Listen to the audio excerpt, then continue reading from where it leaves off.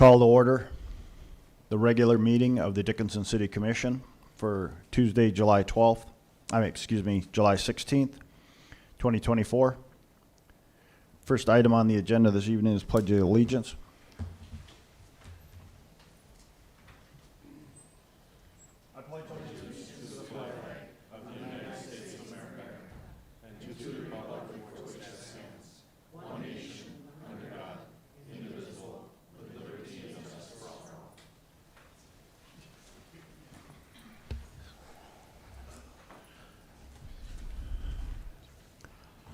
Let the record show they were missing one commissioner, Commissioner Riddle.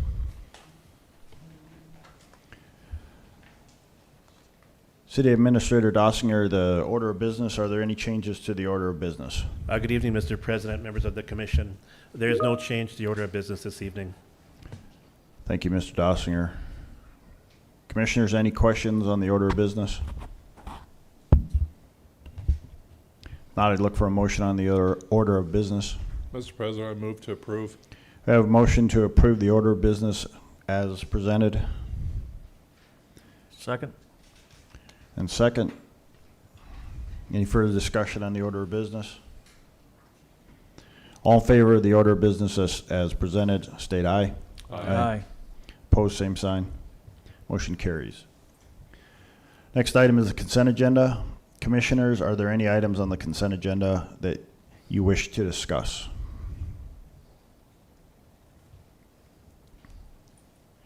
Hearing no discussion on the consent agenda, I'd look for a motion. Move to approve. Motion to approve by Commissioner Oderman, Second. second by Commissioner Frederick. Any further discussion on the consent agenda?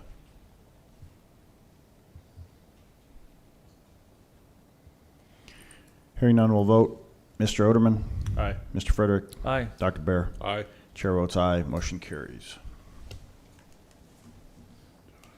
We'll move right into administration and finance. First item up this evening, we have Finance Committee appointment. Well, this will be presented by Deputy City Administrator Carlson. Thank you, President Decker and Commissioners. Before you, we received 2 citizen interest forms for the open position on the Finance Committee. This is one for a 1-year term running from July 1st of 2024 through June 30th of 2025. Candidate Jo Marie Cattermas was selected by the Finance Committee, which met on Friday, July 12th. Jo Marie Cattermas has experience working with budgets and finance. She has served 4 years as a commissioner on the Dickinson Parks and Rec Department and currently serves as the Vice President of the Hope Christian Academy School Board. The Finance Committee recommends approval of this candidate to the 1-year term seat on the Finance Committee board. And Jo Marie couldn't make it today. So if there's any questions on her interest or anything like that, I can just go through her applications, which that it was attached, I think. All right, thank you, Mrs. Carlson. Any questions for Mrs. Carlson?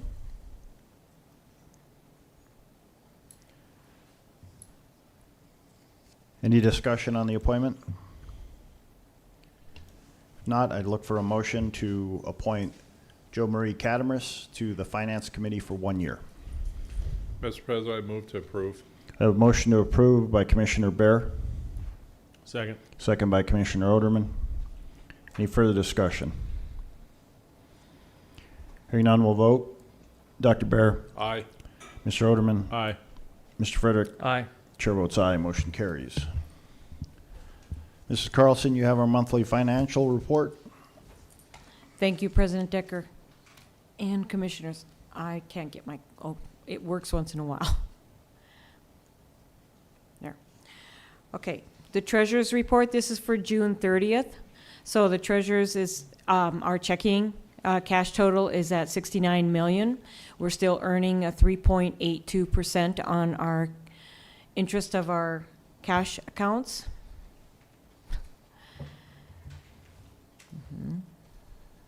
We're going to have fun with this.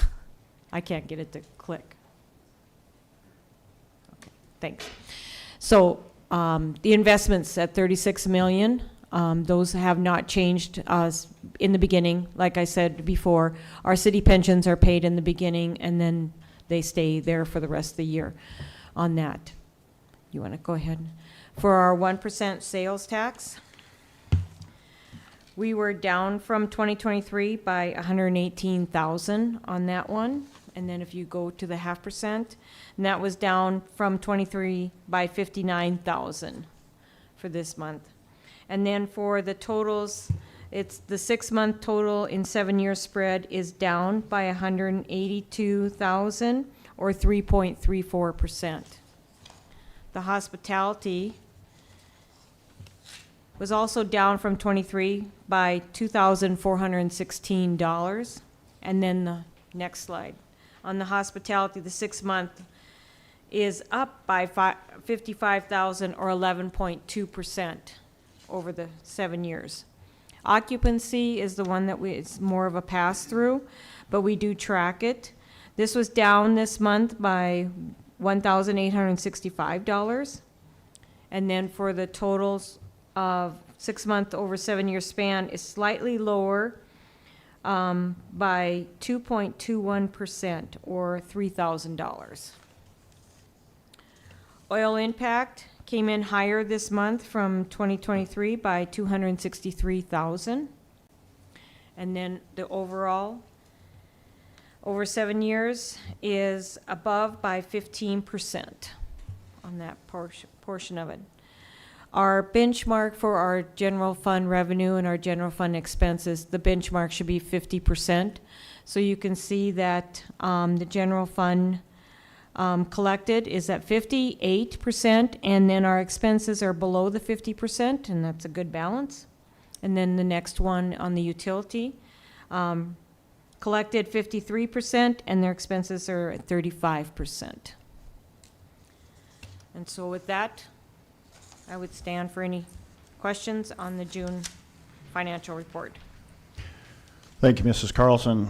Any questions on the June 2024 financial report?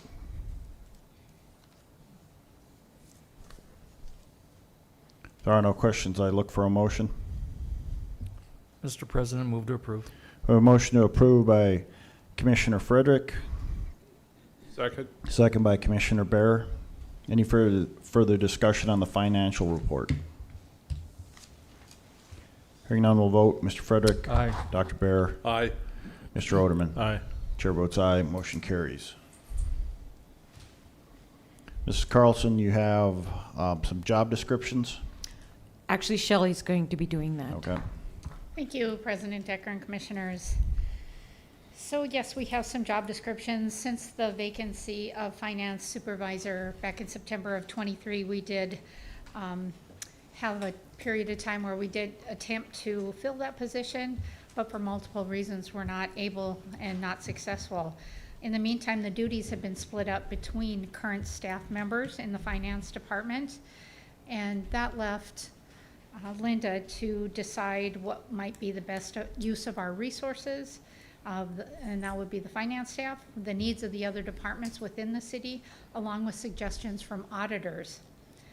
So they then reviewed the duties and the responsibilities and then realigned all of those positions within the finance department to maximize efficiencies and then hone in on the expertise of current staff. So what we're looking at today is a request to change the 3 positions currently in finance. First, we'll talk about the accounting technician is currently at a grade 12. They're asking to change that to a finance generalist. That would be a grade 13. They have realigned all of the duties and added some additional duties to this position. As you can see, some of the duties there, accounts payable, submitting payroll checks, reconciling vendor statements. There's a whole host of duties that have been assigned to this position in particular. As far as requirements, education and experience, it does require a high school diploma or GED, 2 or more years of general accounting experience, and or the equivalent combination of education and experience. Again, this would be a grade 13, a non-exempt position. Then the next position we will talk about, the payroll specialist, is currently at a grade 13. We're looking to move that to a payroll and finance support position in a grade 14. This position would do all of the payroll duties that they're currently doing, along with additional finance responsibilities, such as auditing, helping with the audits, helping with budget, helping with some of the grant duties and those type of things. This position would require an associate's degree in business or some kind of related field, 3 years of experience in payroll or more, and or the equivalent combination of education experience. Again, we are looking for this position to move to a grade 14 non-exempt. The next position would be the accountant position, which is currently in a grade 14, to move that to a finance specialist in a grade 15. And again, adding some additional duties. One of the big things in the department that they're focusing on is cross-training. So this position would cross-train with accounts payable, payroll, special assessments, and some administration permitting and things like that. This position would require a bachelor's degree. Well, it's not requiring, it's preferred in accounting, a bachelor's degree or associate's degree in a related field, 3 to 5 years general accounting and payroll experience, or that equivalent combination of education experience. One of the special requirements we are requiring for this is the North Dakota League of Cities auditor certification within a year of employment. And again, this position would move to a grade 15 non-exempt. And then last would be that finance technician position. We still do have some lower level or entry level duty requirements after reviewing all of these positions and realigning. So it would be a variety of administrative and financial reports, review and post daily department revenues, assisting with external audits, providing support to the utility billing and mailing for delinquent accounts, shut-off processes, that sort of thing. Sometimes we run into problems when we have one person in that department on vacation, so this person would be able to help out in those areas as well, and along with some other office and clerical support functions. This would require a high school diploma, a year of general bookkeeping experience or equivalent combination, grade 12, non-exempt. And that's all I have to say on that. If you have any specific questions for Linda on how they came up with these duties and requirements, she's here to help with those answers, and city staff is recommending approval. Thank you, Mrs. Nominick. Commissioners, any questions for Mrs. Carlson or Mrs. Nominick? Just a couple. Let's start with finance specialist. It looks like we updated this in 2021. Did we do a grade change in 2021 on this position? That was the budget specialist one at that time.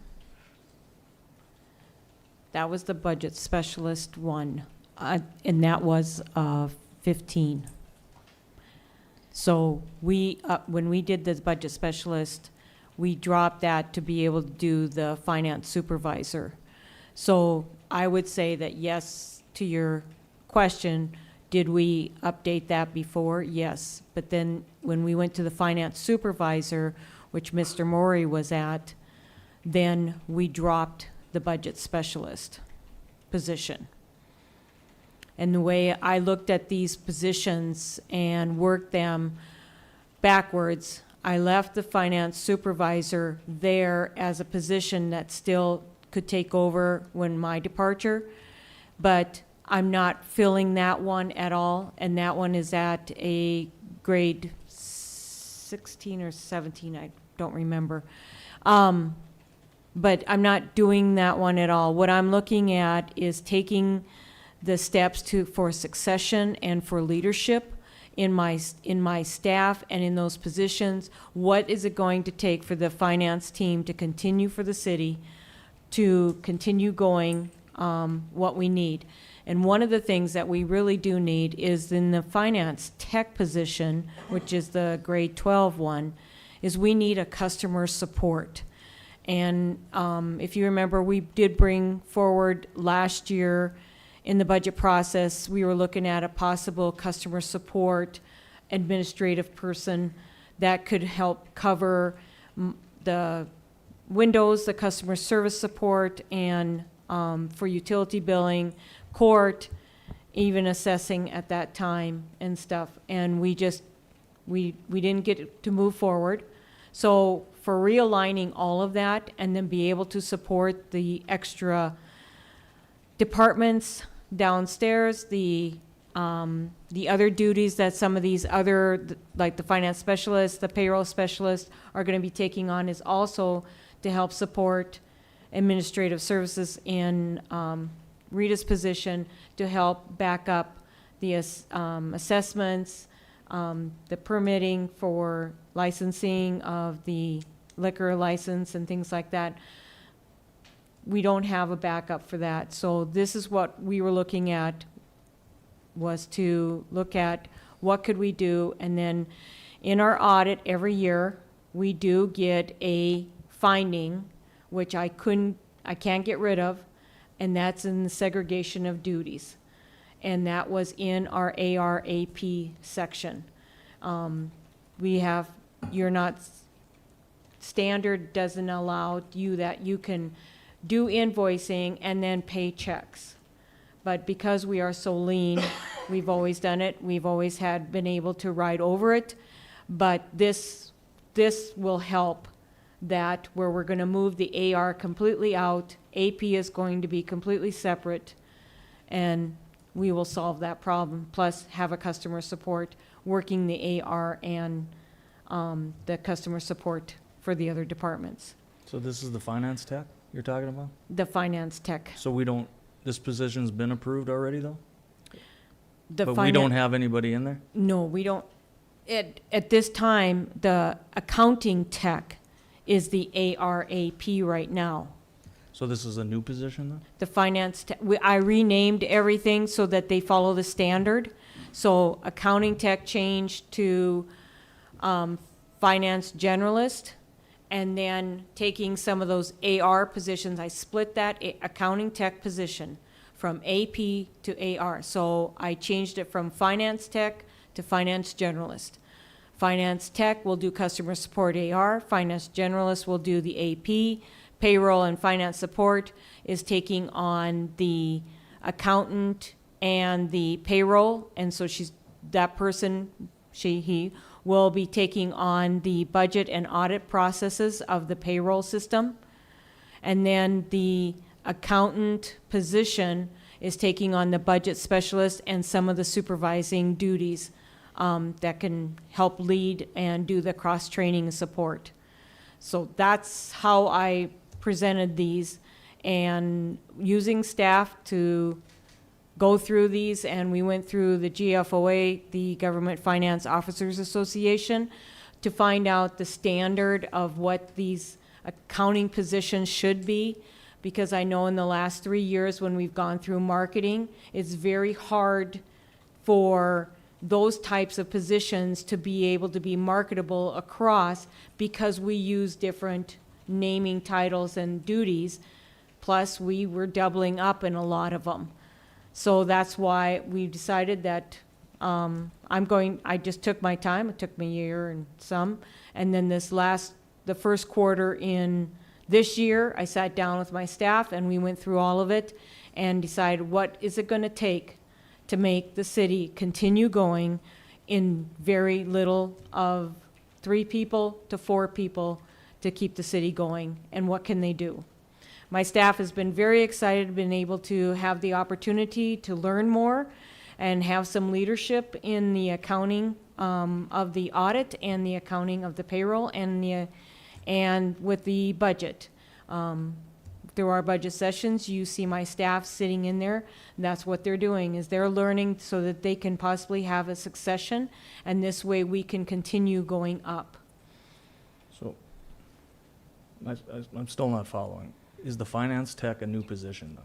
Is there That would somebody be- in that position? Or So- I mean, is it So a brand maybe new I c- position? Maybe I can help it, and correct me if I'm wrong, Linda, but kind of what they did was they took all of the duties for every position and they've moved them to a higher grade level and a higher position, but not all the duties are exactly what that position did before. So they're adding higher duties that came from the finance supervisor into all of those roles. And so technically, the finance technician was the accounting technician, somewhat, not all of the duties, but some of those duties. So to your question, yes, that would be, we would be hiring someone new for that position because the current accounting tech will go to finance generalist and so on. So, I mean, if it's a new position, shouldn't that come through the 25 budget then? I can answer that one. Because of the finances in finance, and with our wages, and having the positions that we had in there from before, in 24, being budgeted before Robbie left, as of July 1, we have an extra in savings of 44,000, and at the end of the year, we'd have 90. With these positions going forward, it would take 39,000 to be able to do this support. So I feel I have the budget to be able to do this in 24 and then if you look at the 25 budget, I actually dropped in wages due to this promotional and going this way with the 4 positions. So I dropped about 200, or I can't remember, $2,000 in the wages for 25, going this way with the 4 positions. So we're dropping Robbie's position from the 25 budget then? Correct. So that won't be, no longer a position? That position will be on hold for when my retirement.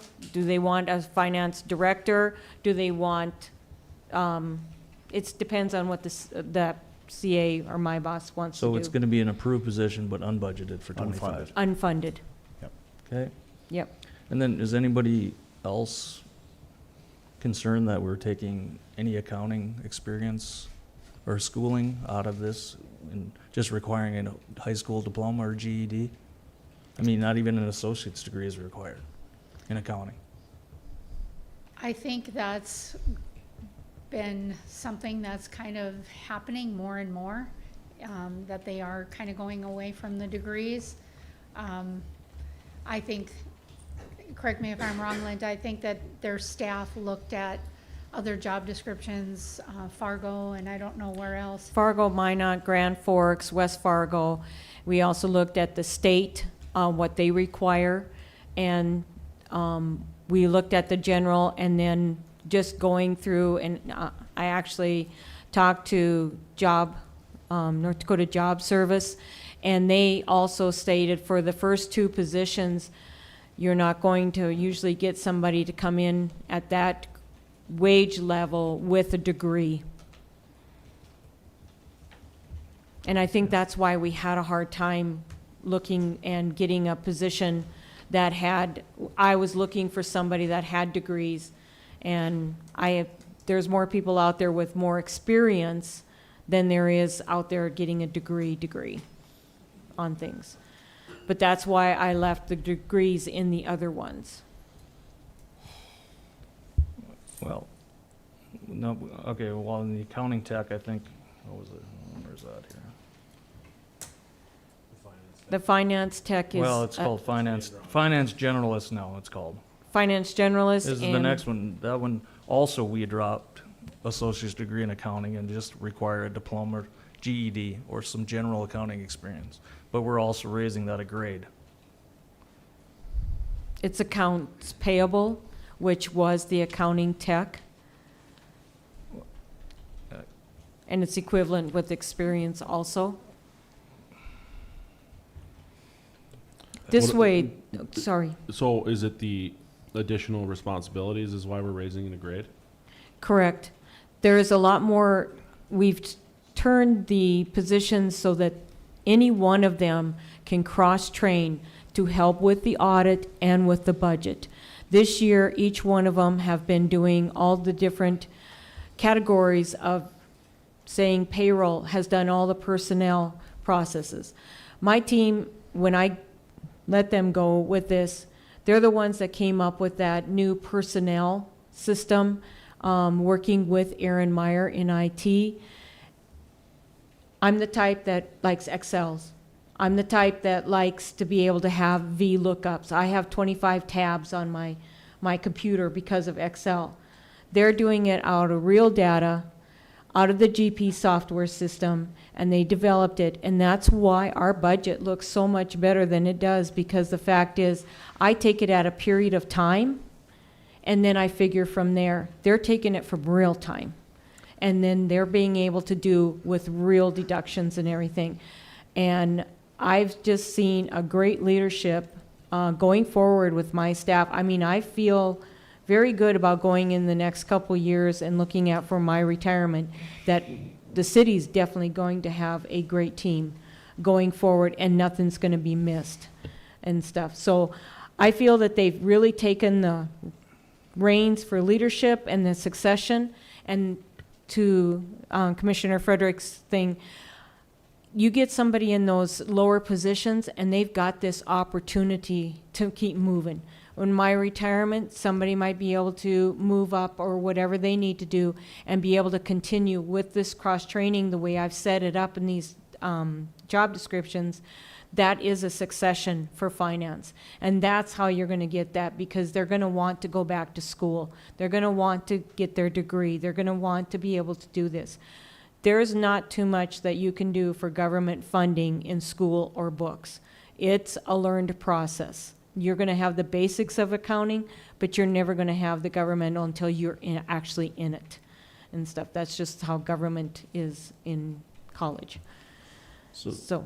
Okay, the finance generalist was updated in 2021. So was that grade changed in 2021? Do we know at that time? That would have been the accounting tech, I think, was upgraded in 21. Because the finance Yeah, generalist wasn't there before. I think the I- account, if you're asking, was the accounting tech moved up Yeah. back, no. It's been at a 12, I believe. I don't have the markup one I of don't have the past markup one. positions, but I guess my biggest concerns is the education and experience. I mean, we're talking a pretty complex finance department for a city. And only the top position in here is required, and it's not even requiring an accounting degree. you know, and if that's. I mean, the top one you have on here today doesn't even require an accounting degree. I'm just trying to understand. I mean, shouldn't somebody in the department have an accounting degree? Yes, there's an associate's degree person right now going for her bachelor's, which she'll graduate in May.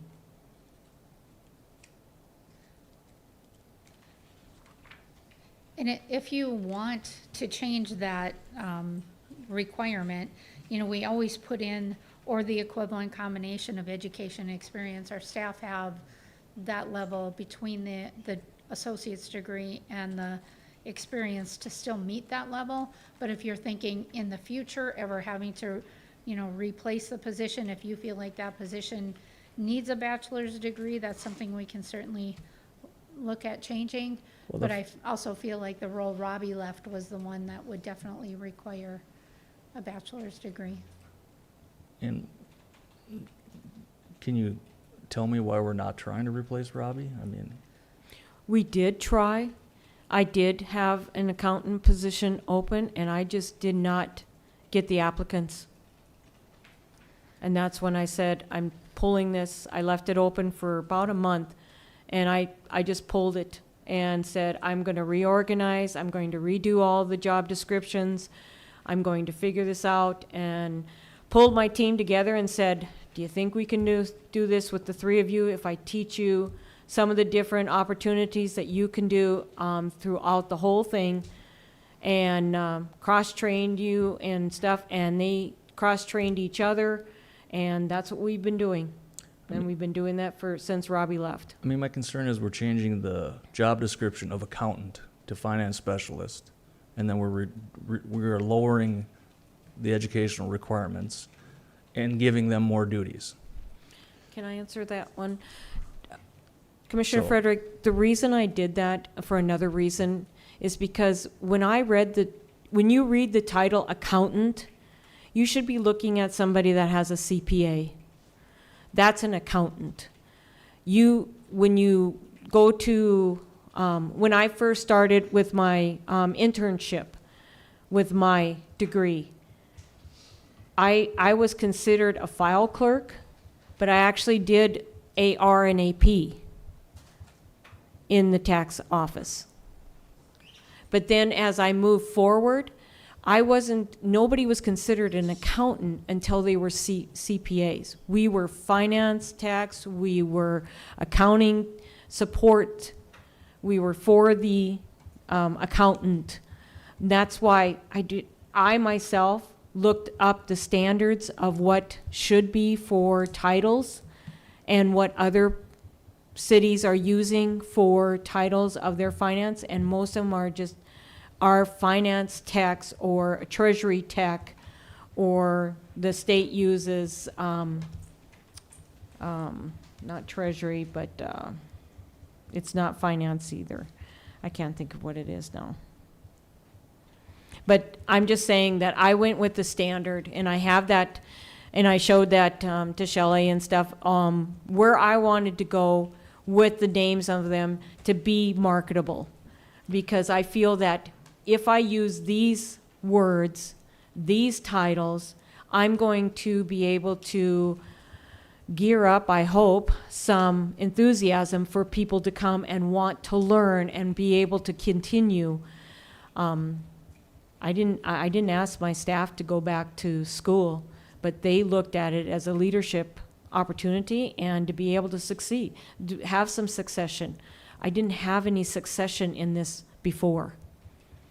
See, and I guess the way I look at it is, on that finance specialist, which was formerly the accountant position, it says bachelor's degree in accounting preferred, or associate's degree in related field. I guess if I'm in that situation where I'm hiring somebody, and we've got an applicant that has a accounting bachelor's degree, but we've got somebody that worked in a city finance department for, let's say, 10, 15 years, and they've got an associate's degree, that bachelor's degree is preferred, but that experience probably outweighs that bachelor's degree. And so I don't like when job descriptions have like a requirement like that, because it limits your potential pool of applicants. And I like how we've kind of broadened it a little bit, because it opens it up to those experienced candidates that might otherwise be scared away from the application process. And we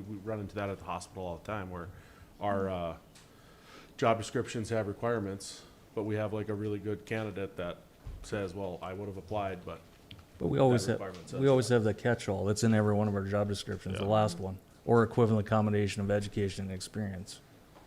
Right. So, I mean, Yeah, but studies do show that there are certain classes of people that if they don't meet the requirements that are listed on the job description, they don't even get to that third bullet point. but I mean, in this situation, it's actually getting stricter.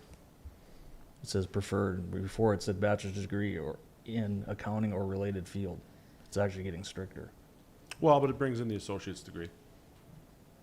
Related, I would Yeah. assume related field would Yeah. match associates, but I get what you're saying. Yeah.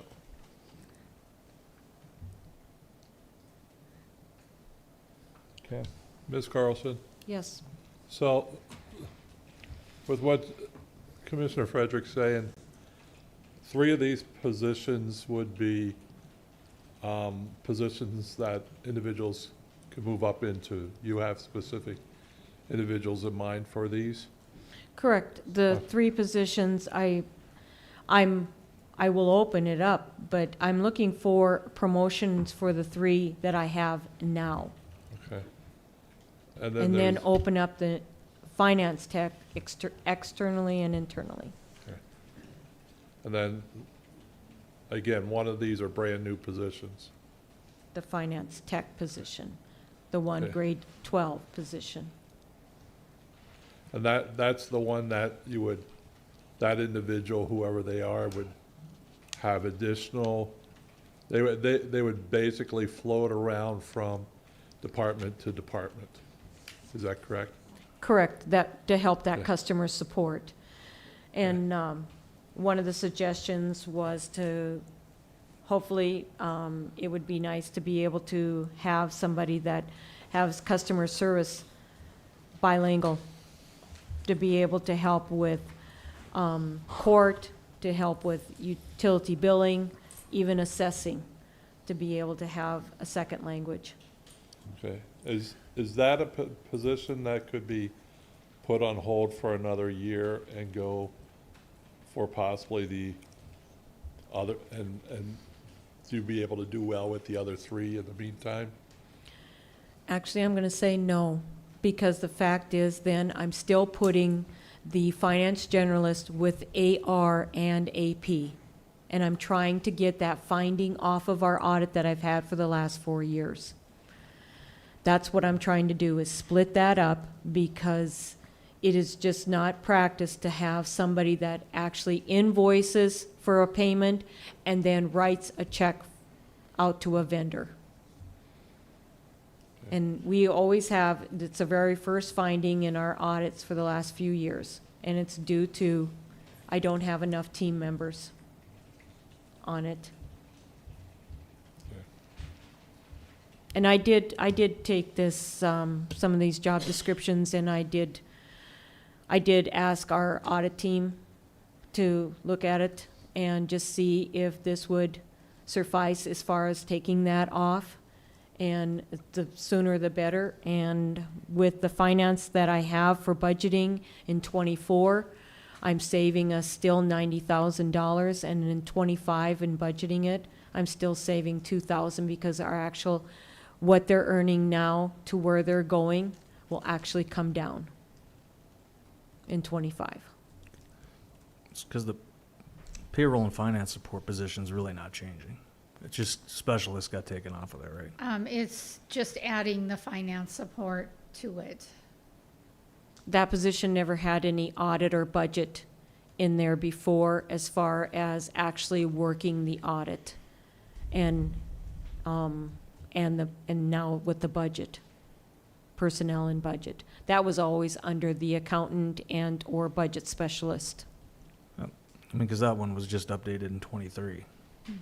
And I'd imagine we changed the grade then too. I couldn't tell you that for sure off the top of my head. Sometimes too with the, I mean, there could be little things that we make changes to and it changes the date because we just updated it during that date. So I'd have to go pull records to answer that for sure. Where I kind of have an issue is, the end of last year's budget, I was pretty sure that one of our agreements was we were going to stick to not hiring new staff for this year's budget. And I think that was made perfectly clear, so I have an issue with going against what I think the commission at that time understood was going to be the situation for this year going into budget. So And I also kind of have an issue with the fact that last week, when we went through budget, that none of these positions were discussed at that time. No, they were not discussed because I was bringing him forward for the '24 budget. Okay. Just redoing the '24 budget. And then when I presented the '25 budget, it was with these 4 positions going forward to show that I was still lower than what I was in '24 by $90,000. Okay. So maybe we're not making it clear enough, Dr. Bear. The finance supervisor position is available to be filled. We're not filling that. That's a higher level position. We're not filling that. now my voice is gonna go on me. We're gonna fill it with a lower position, that finance tech. So she's actually decreasing her, or maybe budget neutral with the increase of the others. Am I right, Linda? It's decreasing it by Decreasing it. 90,000. Are we just not feeling it because the salary is too low? If we would increase that particular position's pay scale, would that make more applicants possibly look at that and consider that? Is So- that why that we're not getting anybody? I will say, my thought is, when we did those interviews, when we had that position open, we had people applying, into Commissioner Oderman's point about the degree. Some of those applicants did have the degree, but they didn't have the experience. We had staff right here working for us that could do the job and probably do the job better than some of those applicants we had who had the degree. And that was our conversation and my conversation to Linda. Why is your staff not applying for this? They don't have the degree. So then we stopped and looked at it, waited a while, realigned the duties, assigned them duties, so they're all filling in and doing some of those duties of the finance supervisor.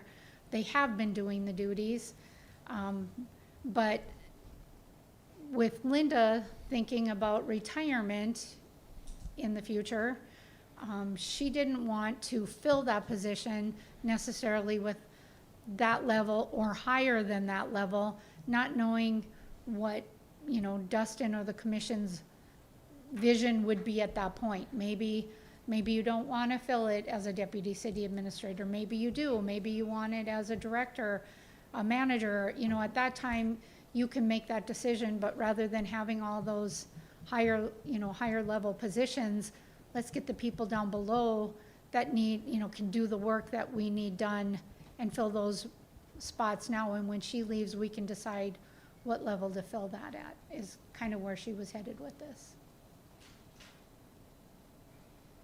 And because this has taken me about a year now to get this done, I've already had 2 people going back to school and getting their degree, and one will be graduating in May with a bachelor's. So they're looking at this as an opportunity also for their career. They're all young, and be able to move forward in the city. They love working here, and they want to be able to stay in their finance world and be able to move forward. And I guess that's my goal, is to be able to give that opportunity to anybody in the city to be able to move forward and keep with the knowledge that they have and the experience that they have, and not lose anybody.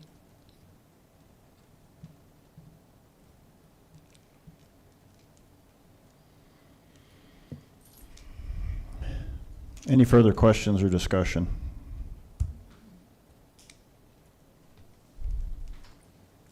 Mrs. Wenko, do we need to do each one individually?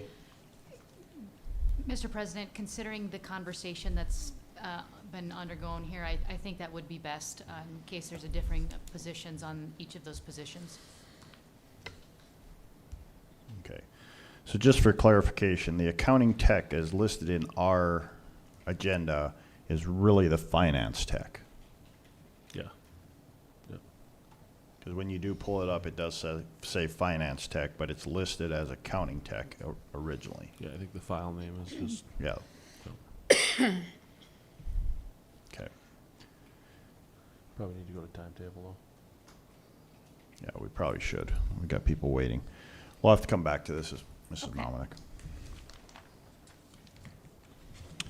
All right, it is public hearing and presentation time and public comments. First item up this evening, we have DSU funding request for their ag building. This will be presented by Ty Orton.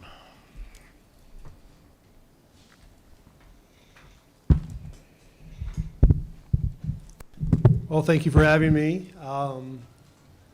With the recent retirement of President Easton, I've been asked to step in for him and present this project that we've been working on for several years now. And move forward with this. I do want to see if we have one of our students in one of our foundation work study. I'd like to have her come up and introduce herself, but she also has packets that she'd like to hand out, if that's okay. So Haley, if you would come up here, please.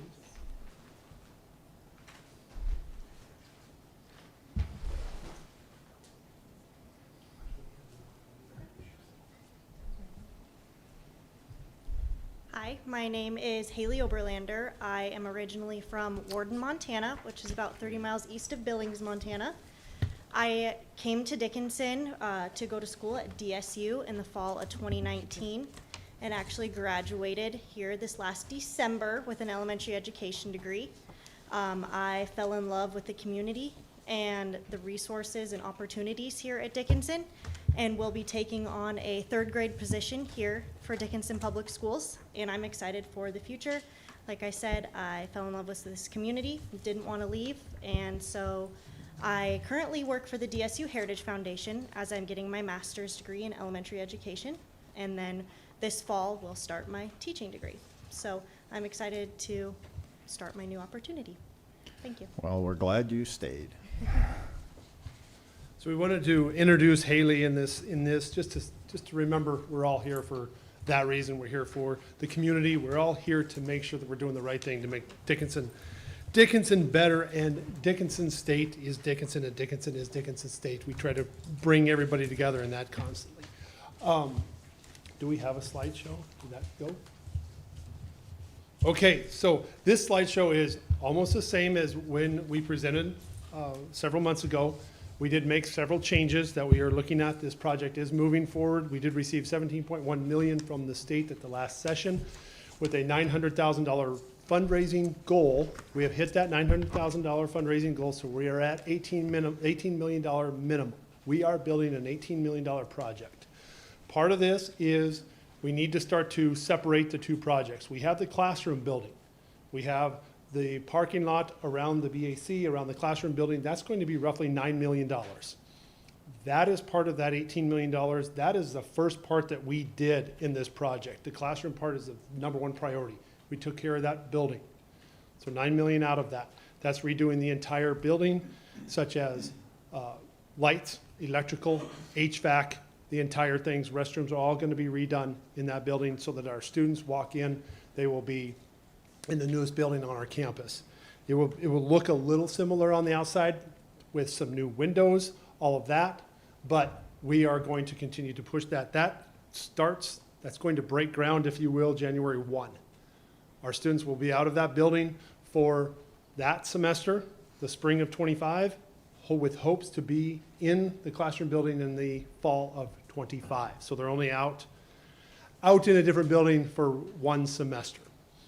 This first slide that we have, that's something that we like to say. We like to show that. We have 1,100 students on campus, 800 in numerous apartments around town. We have 300 in the dorms right now, or the residence halls right now. We are at capacity. We're looking at trying to reduce Selke Hall, which is in a very bad state. It really is. And when that goes up there, that helps us to build potentially a new educational building with residence halls in the back, so we can have more students. Also finish out Woods Hall, which would give us roughly about 65 more beds with those two back online. So we're going to be working on that over the next while being the next 2 years, hopefully, so we can finish those out.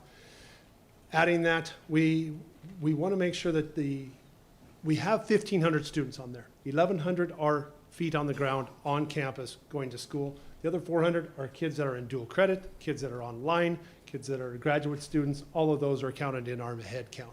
That's where that number comes from. Those things are in your packet. You guys can read that. We have gone over that, and you don't need to hear me say that.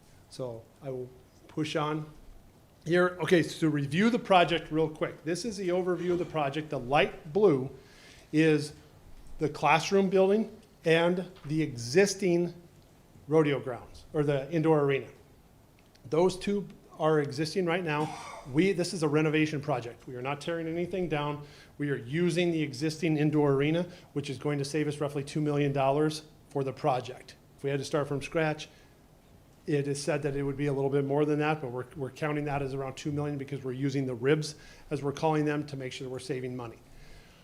The darker blue, the medium blue in there is the $18 million project. Now, I'm here today to say we've raised an extra $2.5 million right now for this project. So what that does is that, I don't think it has a laser on it, but the top box, the darkest blue in your packet and on the screen, that gives us the ability to expand into the warm-up arena. It's not a practice arena because it doesn't have another arena in it. It is not big enough, but it is a practice area where we can have a lot of different events. We can change the dirt in there. We can make sure that we have tractor shows. We can have all sorts of other items in there. Kids Day on the Farm will go into that area. That way we keep the dirt in our arena clean, which is what we want to do. That's going to be a total equine facility for rodeos, for practices, all of that. It's not going to be for races. It's not going to be for anything mechanical on there because we're not going to ruin the dirt and ruin the facility we're building. So we're very happy about that. That's a big step. So that's where we're at on that. Like I said, the classroom building is going to be at the $9 million mark. And so when you see this, it's $25 million. That is the combination of the classroom building and the indoor arena. So the indoor arena is roughly $14 million. Now our goal is still $25 million. The reason for this is we want $1.5 million to be in an endowment and a maintenance fund for this facility. We did the same thing with the soccer complex, the soccer softball complex. That has proven to be a very, very good thing for the university, very good thing for the community. So if the turf gets ripped, we have funds that we can go back to. We don't need to go fundraise. We don't need to go ask anybody for more money. That money's already sitting in accounts. We're doing the same thing here. The endowment that we hope to have is $1 million endowment, which will help with scholarships, which will also help with funding a person to run this facility. We will have to have somebody else come in and run this facility and possibly more, but right now we're planning for one more FTE to make sure that we have this. If we have a BAC director, it's almost going to be the same situation. We're going to have somebody in there to run this facility and make sure it stays up to date and we're on top of all maintenance. What you see on the screen, that is the $25 million one, meaning that is a $14 million indoor arena is where we're at. We are not raising money for the classroom. We're not. The classroom was part of the 18 million, that were 17.1 million that we received from the state. We're taking care of the students and their educational needs first. This is an educational building. We will still have classes in there. We'll have equine classes in there. We'll have all of our colt training classes in there. The high school will be able to use this. We'll be able to do that in there. But we need to raise more money in order to make this a competition-ready arena. All right, so the $14 million, the picture that you see, the biggest thing that we're trying to push for now is that entryway. If we don't have that entryway, it changes our seating capacity from 1,000 down to 750 to 800 is where we're going to be at. That entryway also has roughly three classroom areas in it, has a display area where we can have static displays for numerous things that may come in. Maybe DSU has other things, maybe 4-H comes in and they need somewhere to do it. Maybe the high school has that. We need that space in order to do that. We're also looking to raise the money to finish out that wall, which is the east wall right now. The money that was donated to date, the $2.5 million, helps us with the practice arena. Please remember that. We're looking to help finish out that wall. If we don't have that wall, then it is going to be covered, but it's going to be open to the public. Personally, I don't like that. We don't need that in the area, and we need that wall completed. That's part of the money that we're continuing to raise. So that's where we're at with those type of things. And the indoor practice area is a huge win for the community. We're very excited for this anonymous donor that came in and simply said, here's the money, we want no recognition, continue to raise, and they will help raise the money. It's a phenomenal thing that's happening, and we're starting to see more items like that. So where we were at before talking about the facility, breaking it down, it says 25 million up there. Remember, this is a $14 million project. This Previously was a 15.5. So we're roughly cutting off 1.5 million. If you look down on the big X, we had to get rid of the locker rooms. It just was too much. It's gonna end up being $1 to $1.25 million, plumbing, sewer, electrical, running everything over across there and trying to get those. That was a good idea, but it's not gonna work. We're not gonna have the funds for it. The other area was a higher level stall area for our students, for our equine classes, to keep the horses overnight. Remember, these are not for our rodeo athletes. They're not gonna be having horses there for months. That's not this facility. This is going to be for equine classes, colts, to stay there maybe a week at a time, maybe 5 days at a time, 2 days at a time, and then they're out the door so that they can move. They're there for the week of classes, and then they're out, or the day that they are observing or working with them, however that may work. So we had to cut that out. We had to cut out part of the entryway as well. That's where those two X's are at. That cuts us down to the $1.5 million that we went from 15.5 to 14 million for the construction project. Now, we still have the $25 million as the goal because of the maintenance fund and the endowment is where we're at on the rodeo arena. The other thing that we are adding, you've seen these pictures, there's the entryway. These are still renderings of the original idea. Those are not changing. We haven't changed any of those things yet. You have the upper left is your complete rodeo arena with a view to the south, looking at the viewing deck, and the capacity of that picture is just under 1,000, 950 people is where we would be at with that picture. That is the viewing deck on the upper right. And then on the bottom in the center is the overall entryway. Very large space, but there are going to be some cuts that we need to make on that. We are looking to increase this. I presented, to be honest with you, presented at Rotary. And this was something that several people came up and said, you're building a new facility. Great, it's ADA compliant, but are you going above ADA? Didn't know. They brought this up, came to me, said, there's one in town, maybe two in town, and this changing station is something that is highly needed in this town. If we want to continue to grow and build and be a high-level community, these are the things that we need, not only in our facility, but all facilities. So that's why we looked into this. Our architects are starting to look into this more, and we want to make sure that we have this into the drawings. Not sure of the cost yet, not sure what that's going to entail and how it works into the plans, but President Easton and I really liked this idea when it was brought to us. So we have that implemented in there. There's the classroom. Once again, classroom money is raised. We're not raising money for the classroom. We don't need, the state's job is to help us educate our students. We have donors that give scholarship dollars to make sure that our students have the scholarships and they leave Dickinson State with the degrees that they need and a low overall debt. So when we talk about the classroom building, money's not going in there. We will have sponsors. We already have sponsors. Consolidated was a tremendous sponsor of this program or this building, and is going to help us really get the technology we need in this building. So that's going to stay there. Overall, we asked, how will this help the community? What does this do for the community? These are some ideas. This is an example community schedule. Please understand it is an example. This is not set in stone. This is something that we looked at. These would happen after DSU practice. All right, DSU rodeo practice happens in the afternoons into the evening, 6, maybe 7 at night. It depends on what it is. That's for the rodeo coach to set up. This is an idea that this facility could be used at based on other facilities around the country. So Monday night you could come in and you would have one event.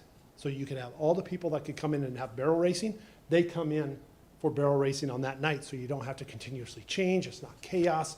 You need to make sure that we're not looking at doing fees. We're not looking at doing a membership card, those type of things. There's a lot of details to iron out in order to make this schedule work and how to make sure our capacity is 12 horses a night, maybe. Maybe it's 20 horses a night. Those are the items we don't know yet, but that's how we need to say, how do we first come, first serve, or is there something in there where you register for it and you sign up, those type of things. Tuesday night, team roping practices. That way you can have the cattle in there, you can have the steers in there in order to be ready to move. Wednesday, training with the rodeo team. This is a big one across the country for the schools that have that. I believe it was Oklahoma State. They have one night a week where they bring in the little kids and their horses, and they work with the rodeo team. It's no different than having a camp with the basketball team. Coach Stanton's football camp. I hear Trinity might have something, you know, but it's those type of things where we want to make sure that the rodeo team is giving back to the community that has given so much to them. Same thing for Dickinson State. Dickinson State was in a tough spot 12 years ago. It was in a tough spot 8 years ago when I took over the foundation. This community has stepped up. And I will say right now, this isn't in the presentation, this week we crossed $60 million raised for Dickinson State. It's a huge thing for us. We're just going to keep going, but we have to continue to grow. We have to continue to do this. Are there bumps in the road? Everybody has bumps in the road. Now it's time to gather our strength as a community, come together as a community and see what we want to do to make this place better. That whole schedule right there. Now, our rodeo team usually leaves on Thursday. That's when the events could come in, Thursday, Friday, Saturday. That's when we could host something. We looked at a PBR. Maybe a PBR could come in here. Great. PBRs cost about $250,000 to run a true PBR event. Now, there's different levels that you can bring in here that open this up to the community. There's all sorts of things. But other things that could happen, that's your team roping. I grew up in Torrington, Wyoming. Small agricultural town. They spent a lot of money on an indoor facility and a fairgrounds, and that indoor facility is used every weekend for team roping. And they'll have 120 teams, 2 days running through that thing. It's phenomenal how they do that. That's something that we could do on the weekends. It's something that DSU is proud. We're happy to say that we can bring this. We can help do this for the community. That's the old version. Understand where we're at. Love this, the tin. We're 99% sure the tin is gone. Okay, that tin is gone. The entryway is what we're working for. And the siding for what you see as the awning or the covering on that east side. That's what we're working for to make sure that we're coming together. So that's kind of where we're at with those. That shows where we were at with the $18 million when you first heard from us. We're not at that anymore. We're continuing to grow. We're getting bigger and bigger. We're growing. We're raising money. We're continuing to make sure that we're going to build a facility that we can use. It's going to be a nice facility if we were to build it just as is. If we all come together, we can build a facility that the community can really host phenomenal events and not just rodeos, but use other facilities in it as well. Expense breakdown. I mentioned that there's going to be a 1 FTE. Now, these are estimated costs. Okay, 1 FTE, we'd hire one person to help run this. That could be a combination of an assistant rodeo coach and another position. This could be numerous ways that this could be combined. That's $40,000 as a starting salary to start that, and $20,000 as benefits. So that's kind of where that number came from. We're looking at those things. We're still waiting on some numbers from the architects. Indoor maintenance of the arena, $25,000 annually. Some people say that's low. Some people say that's high. What I'm seeing is every year that increases by $5,000 to $10,000 because the facility starts to age. There's more impact on the facility. There's more damage to the facility. So we're looking at that. Per square foot operation, I haven't got that yet. But that's also becoming, this facility is a state facility, DSU's. We now put that on our budget and we run that facility like that. That's how it is. If you decide to partner with us and we move forward on this, we're not coming back to ask you for any of these things. That's not your responsibility. Our responsibility is to make sure we build a facility and then we put it in the budget so that we can continue to run it. Equipment expenses, $20,000 annually. That includes a lease of a tractor. That includes some of the equipment that we need for the arena, cleaning equipment, all of those basic things that are going to continue to come up. So we're looking at that. We're starting to get all those items put together. The biggest thing is we are starting this project. The project is moving forward. The classroom starts January 1. We're going to have that going. Like I said, we'll be back in there hopefully for the start of fall of '25. With the indoor arena, we're meeting soon on that to say what building we're going to order with the practice area. And if we're going to order that, how soon it could be here. If we can start still in the late fall, maybe get it weathered in and they can work all the way through to next fall and have it open. Or we wait till March, April of next year. That's when we break ground. Either way, Dickinson State, the community, will not have our indoor facility for 2 of our semesters, over 2 academic years or over 1 academic year. We're going to have that facility shut down. That's what I have, an update on things. What we're asking from the commission is still the $2 million. That helps us to enclose the facility. That helps us to do the entryway. And those are the things to make that facility, take it to that next level. Questions? Thank you, Mr. Orton. Any questions for Mr. Orton? Mr. President. Commissioner Orderman? Mr. Orton, thank you for the presentation. Do you have any donors, potential donors out there that are kind of waiting to see what local? It's going on. Yeah. We have talked to a lot of our donors. We've had our board talk to donors. We're spreading the word on everything that's going on. And with President Easton retiring, they're still in the corner. They love President Easton. President Easton did a great job for Dickinson State. He decided it was time to go, and he's retiring.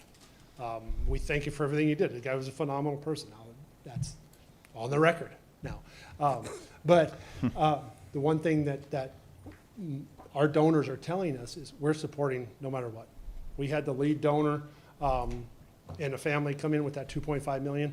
They're like, we're behind you guys. You guys are going to get this going. You've went through problems before. You've come out stronger, and they've stuck with that.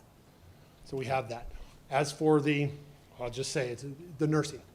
We're working on that. We need to get that resolved soon, and we hope to have it resolved one way or another. It needs to be resolved by the 25th. So we're working on that, and we have high hopes for that. Yeah. Thank you. And I guess I appreciate the update there, but I was thinking more along the lines of, do you have any donors that are waiting to see like what the city or the county does before they commit funds? No, Okay. they have not brought that in. They have not talked about that. They are not doing that. And we say we are trying to partner with the city. Either way, we're partners. You guys say we can't do it now. We're still partners. Yeah. We're still together in everything that we do. Yeah. So, and that's how I present it to the donors. They're with us. If they say no, they're not against us. Nobody is. Well, I mean, Pleasant Valley Arena, that's the original name of Dickinson, North Dakota, was in Pleasant Valley. Pleasant Valley Arena has a nice ring to it. Yeah? Pleasant Valley Arena. I didn't know that. I think it was Pleasant Valley siding. It was, but I just dropped the siding part, because But everything was a siding back Yeah. then. So, and you just have the railroad running through. Any other comments, questions? Mr. President, Commissioner Bear?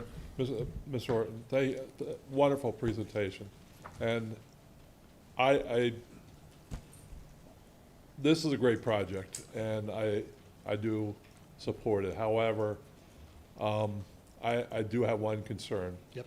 I learned this past week that through the League of Cities, Matt Gardner, the president, he let us know that in all probability, the property tax measure will be on the November ballot. Mm-hmm. They have 9,000 ballots, signatures of her, so there's a good likelihood it's going to be on there. So my concern for the city is not knowing where that's going to go. And we already have a couple major projects where we're buying an ambulance department, we're buying we got an airport terminal to help build, we got a museum to build.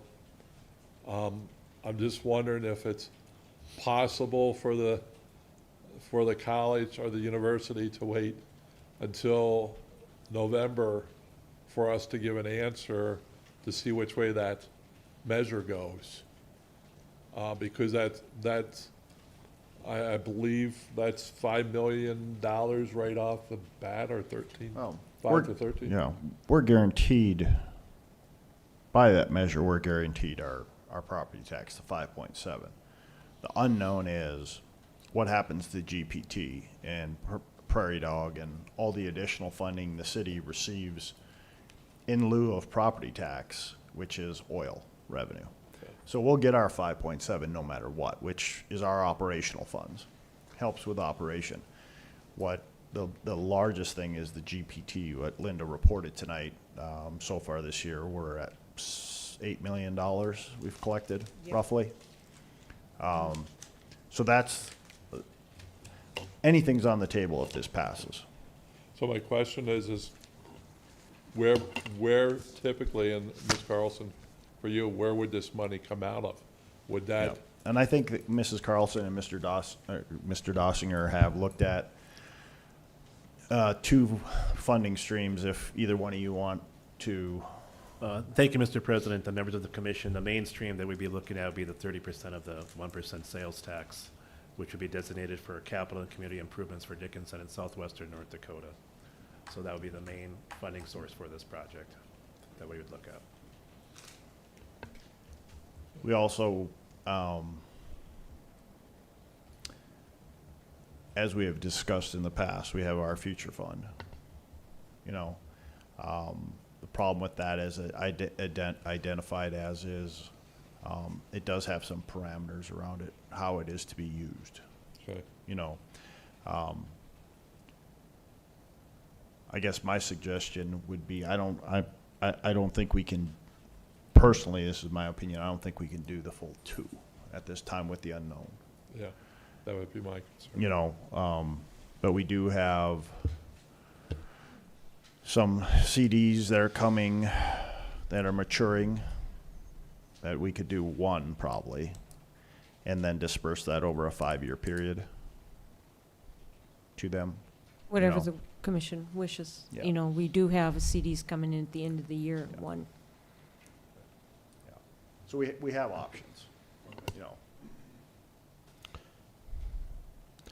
If we go down that road, I'd be interested in circling back, Right. depending on what happens in November. Yeah, I Yeah. would too. Yeah. Same here. I mean, there's so much unknown right now. Yeah. Yeah, I mean, and I get you guys, you want some kind of commitment going forward. I mean, construction is construction and you want to get things closed up. I think it would be great if you could get the old tin off and get that building closed up before winter and start working there. That cuts, it still takes 2 semesters out, like you said, regardless of whatever you guys do. 1 semester for the educational building. Correct. So, I guess those are the options that we have on the table. you know. And I would just like to take this moment to really highlight how this potential ballot measure is really hamstringing us in terms of planning and potentially in terms of our future, based on a lot of questions about things that will make things very difficult for municipalities to continue to provide the type of services they have in the past for our citizens. No, it's quality of life, and generally that's what we hear is one of the things that drives people to come here. I mean, it does. It's a recruiting tool. I mean, if we didn't have that community center, Dickinson would be a different community now, even through the boom. If we didn't have some of the amenities from Park and Rec, which are in high demand. We just had a meeting on Friday, and and Ben's in the audience, Dickinson Park and Rec Director Ray. Everything's at high demand. Pools, trails, parks. I mean, and at Stark Development this morning, I mean, all the apartments, it seems like they're full, from the report. And the biggest demand coming in is outside, people moving to Dickinson. And they're not moving from like Bismarck or Glendive. They're moving from California, and they're moving from Texas and Oklahoma and places like that. Mr. President, Mr. Orden, I'd have a question for, is it Haley? Yes. Haley, I would have a question for you. Having been a member of the rodeo team. I actually was not a member of the. Oh, you weren't? Okay. No, I was thought on you the were. cross-country team. Okay, okay. Yes. Cross country. Well, so, Mr. Orden, I would be interested in hearing from like somebody that was on the rodeo team, how this facility would like compare to others that they've been to throughout the country, to really kind of highlight, from a comparison standpoint, like where this puts us in terms of like a competitive advantage in terms of attracting students that maybe would have gone elsewhere in the past. Okay, so we have had that conversation with several students and on the rodeo team, the rodeo coach. This facility, just like the BAC, just like the softball complex, they will help us recruit students. Dickinson State, we all love it. We all love Dickinson. But when you talk to a kid from Texas, they're still going to see we're in North Dakota, and they're going to see the winter. Sure. It's going to help us get some. It's going to turn 1 out of probably every 10 heads, which means, I will say this, that means our recruiters, our coaches, our faculty staff, our foundation, they all need to go out there and continue to push that and say what a phenomenal place this is. It's not the house you walk into, it's not the building you walk into, it's not the weather, it's who you're around. And that's what continues to push Dickinson State, and that's what our coaches are pushing, that's what our administration and our admissions department is pushing, and that's something that we continue to put. But as for your question, this will help some, and it will probably move our rodeo, which is this fall or late spring rodeo, it'll probably bounce it to a mid-season rodeo. Because now we can bring those people in during the winter and have a place for them to rodeo, and then have somebody that doesn't have this facility, which there's not very many around, especially that's going to be of this quality. They'll have to take that warmer weather rodeo now. Mm-hmm. So that's kind of that's another good thing for us. But recruiting students, it's a new facility. We would have probably 7 years to really promote it and build our rodeo program to where it needs to be, of that 40 to 50 students, with a ag club of 20 to 25 students that help support that rodeo program, bringing that whole program up to 80 to 90 students, which will help that. This program is not just about the rodeo. This program is about the classroom building too. We want those students to walk in, and we need to make a play in the ag world. We need to show Dickinson State, hey, we're in the West, we're gonna make a play on the ag side. You don't need to go to the east side to learn about ag. You can stay here, and we're gonna have phenomenal instructors, which we do. We're gonna have the best facilities, which we will. Then we're gonna be able to recruit those students, not just the Montana students that come in here that were gonna go home, now they're staying. You know, that's the big thing that we have with this entire project, not just rodeo, but that one, because our ag program probably has the higher capacity than the rodeo program ever will. The rodeo, just like athletics, it's a great teacher, it's a great indicator of things, but they're coming for their education. They need to come for that classroom building. That's why the classroom building was so important that we did that first. Then we worked after what was left. Thank you.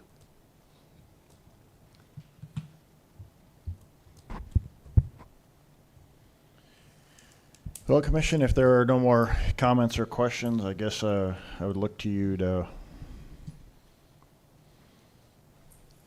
Do we, because this is public comment, do we have to open it up to the floor, or no? We don't have public Okay, comments okay. right now for that. Okay. I mean, they can, if an individual wishes to come forward, they could. I mean, I'd open it up for that. If anybody here wants to come forward, has any comments? Not opposed to it. Thank you very much.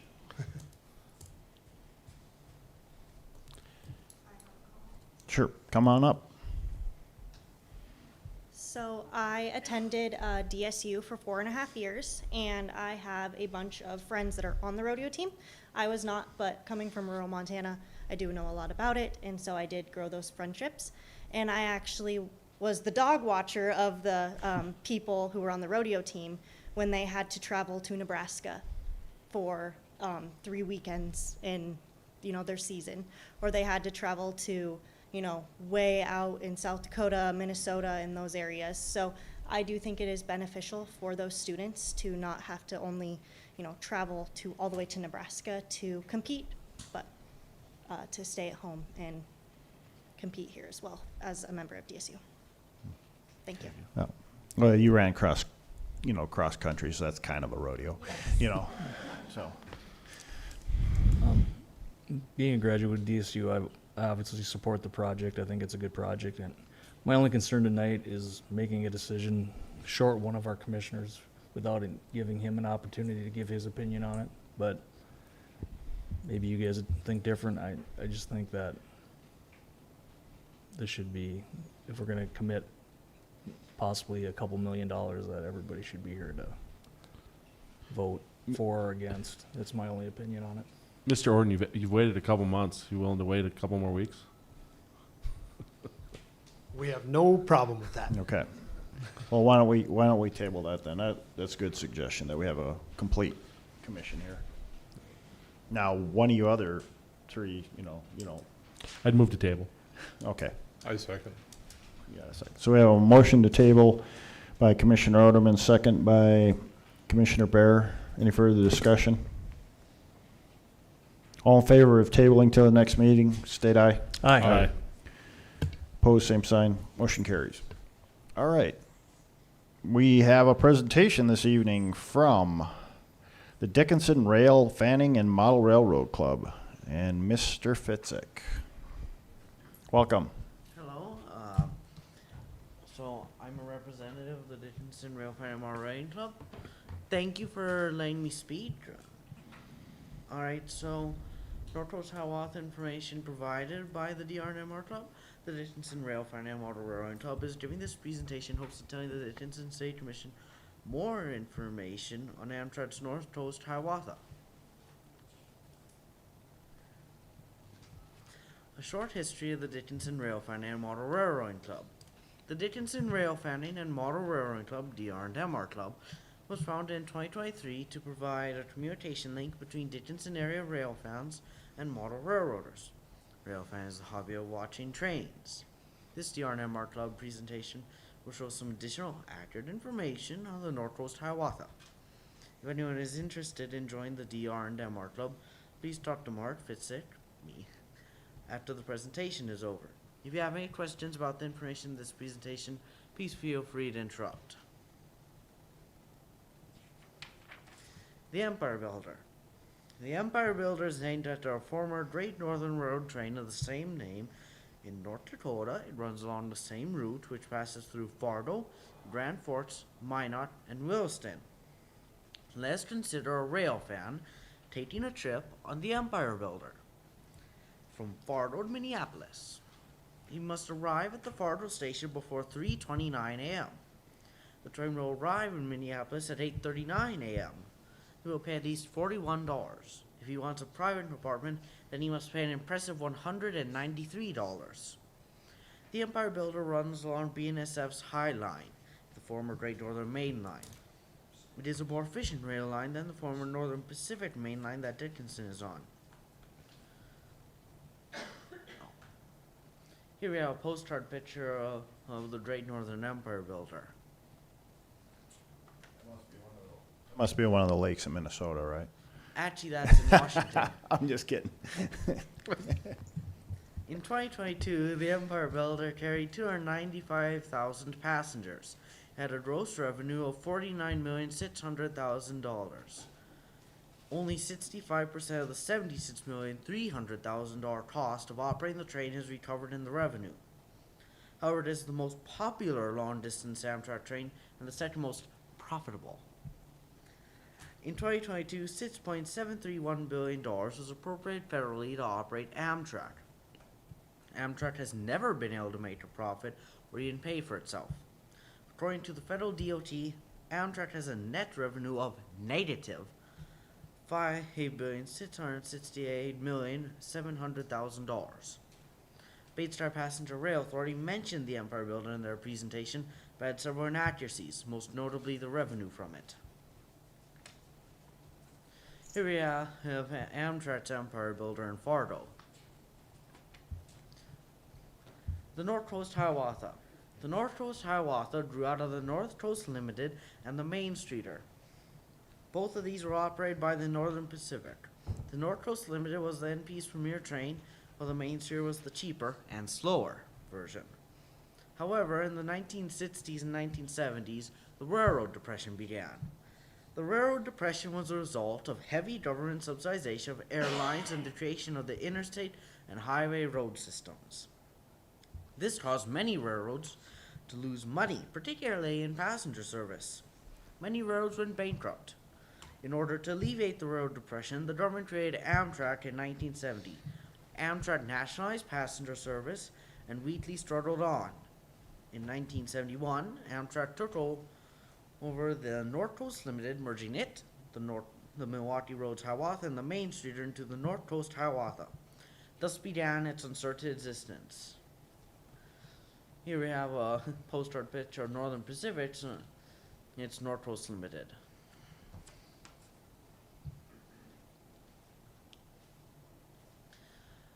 The North Coast Hiawatha ran until 1979, passing through such towns as Fargo, Jamestown, Bismarck, and Dickinson. Then, along with several other trains, it was discontinued due to Amtrak's particularly devastating finances. The Empire Builder was kept due to its greater efficiency. The North Coast Hiawatha recovered only 1/4 of its $24 million operating costs in 1979. Railroads that work with Amtrak can provide some combination of rolling stock, money, or trackage rights to Amtrak.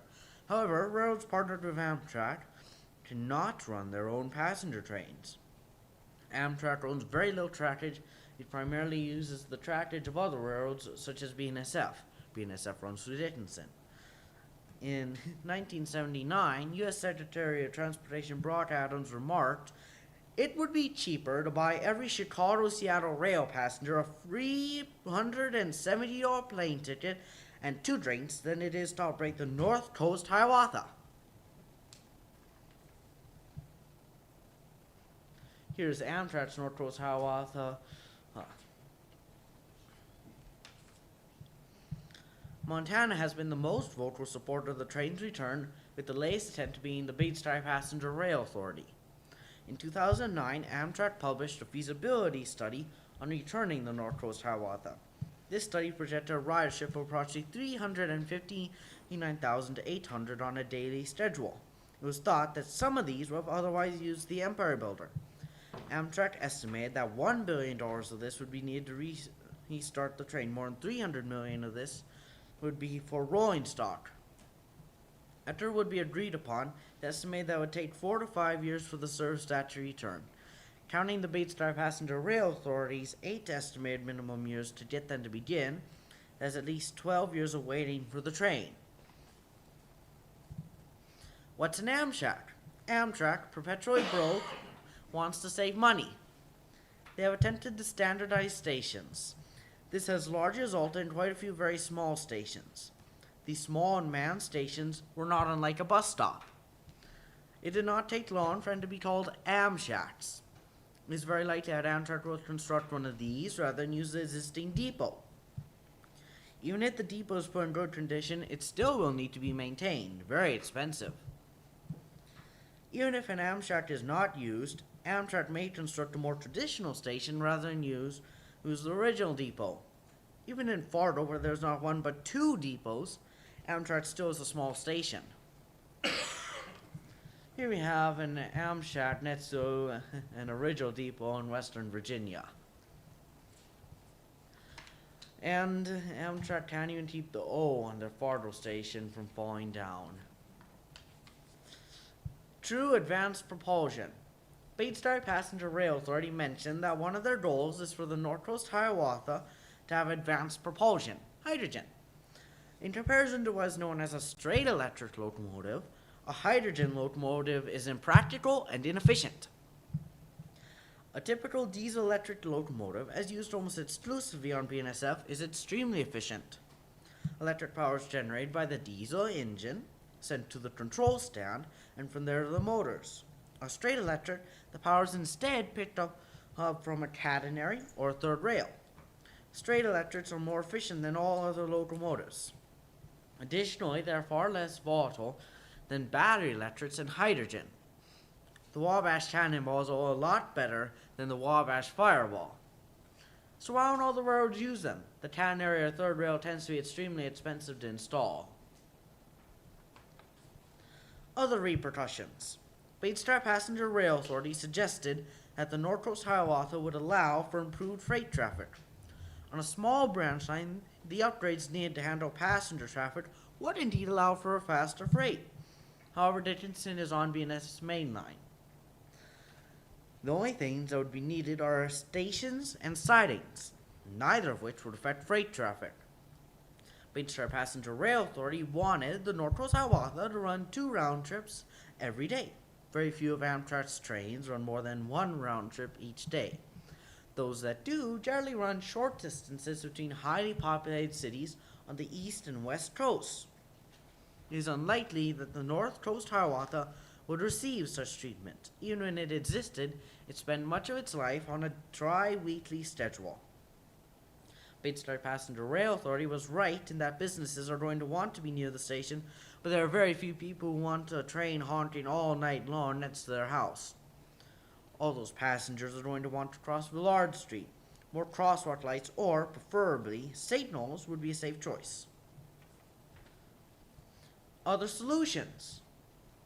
1. The City of Dickinson helps to subsidize a small company that runs on some or all of the proposed route. Subsidization is not always a good thing, however. 2. The City of Dickinson does not necessarily need passenger service.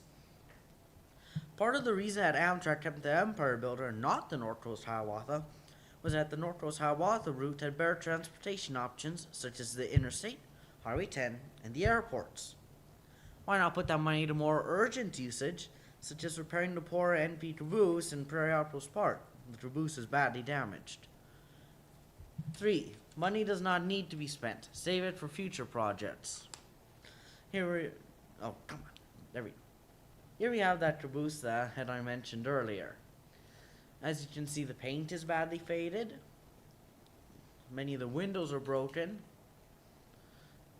And there are a lot of very bad rust spots on it. Summary. Amtrak is largely unprofitable, and the North Coast Hiawatha would significantly increase federal taxes. Batestar Passenger Rail Authority's presentation was misleadingly optimistic.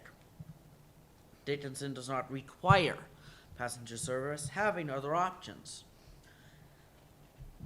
It is doubtful if Batestar Passenger Rail Authority will have much control of the situation.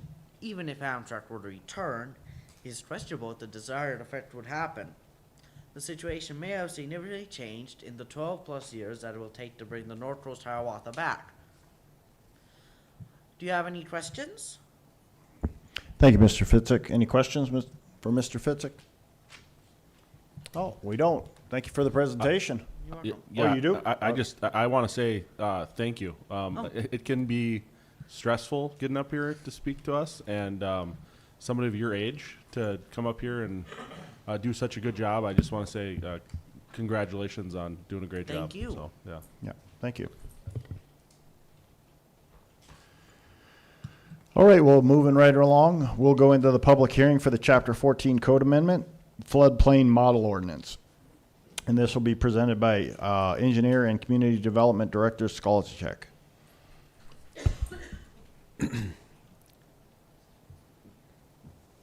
Good evening, Mr. President and Commissioners. Before you tonight is the FEMA Model Ordinance Adoption for Floodplain Management.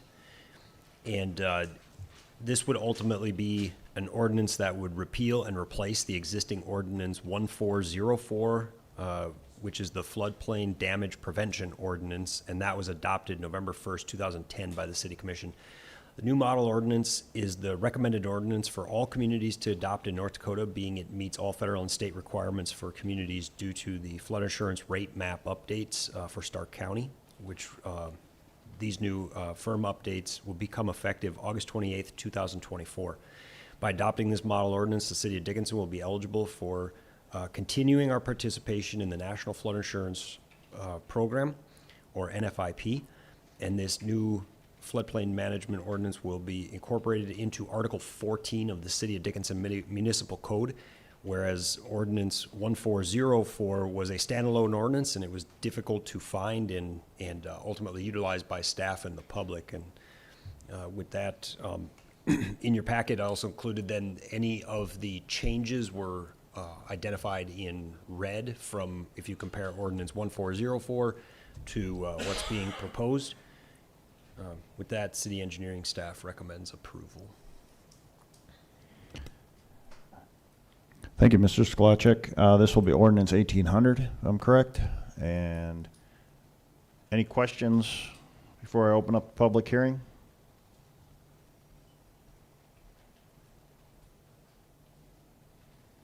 No questions from commissioners. I'll open up the public hearing. If you wish to come forward, please state your name. If you have any questions or concerns on ordinance 1800, this is the adoption of the federal floodplain model ordinance. And if you're watching online, 701-456-7006.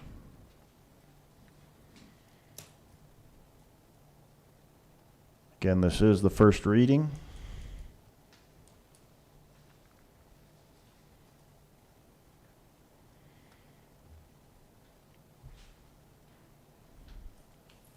Anyone have any concerns over the Chapter 14 Code Amendment to the floodplain model? Ordinance 1800. Hearing no one has any concerns or questions, I'll close the public hearing. Commissioners, any additional questions or discussion? Hearing none, I'd look for a motion. Move to approve. I have a motion to approve by Commissioner Oderman. Second. Second by Commissioner Bear. Any further discussion?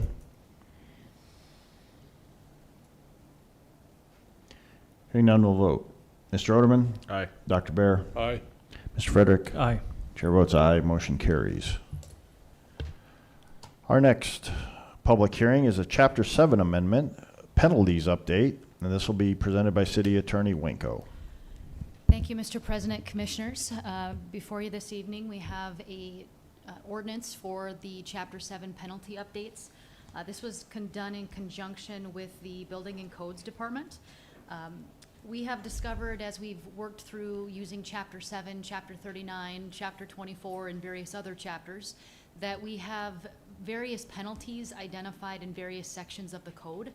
And what we're seeking to do is be uniform throughout the code and make it easier for individuals, citizens, and city staff to locate this information.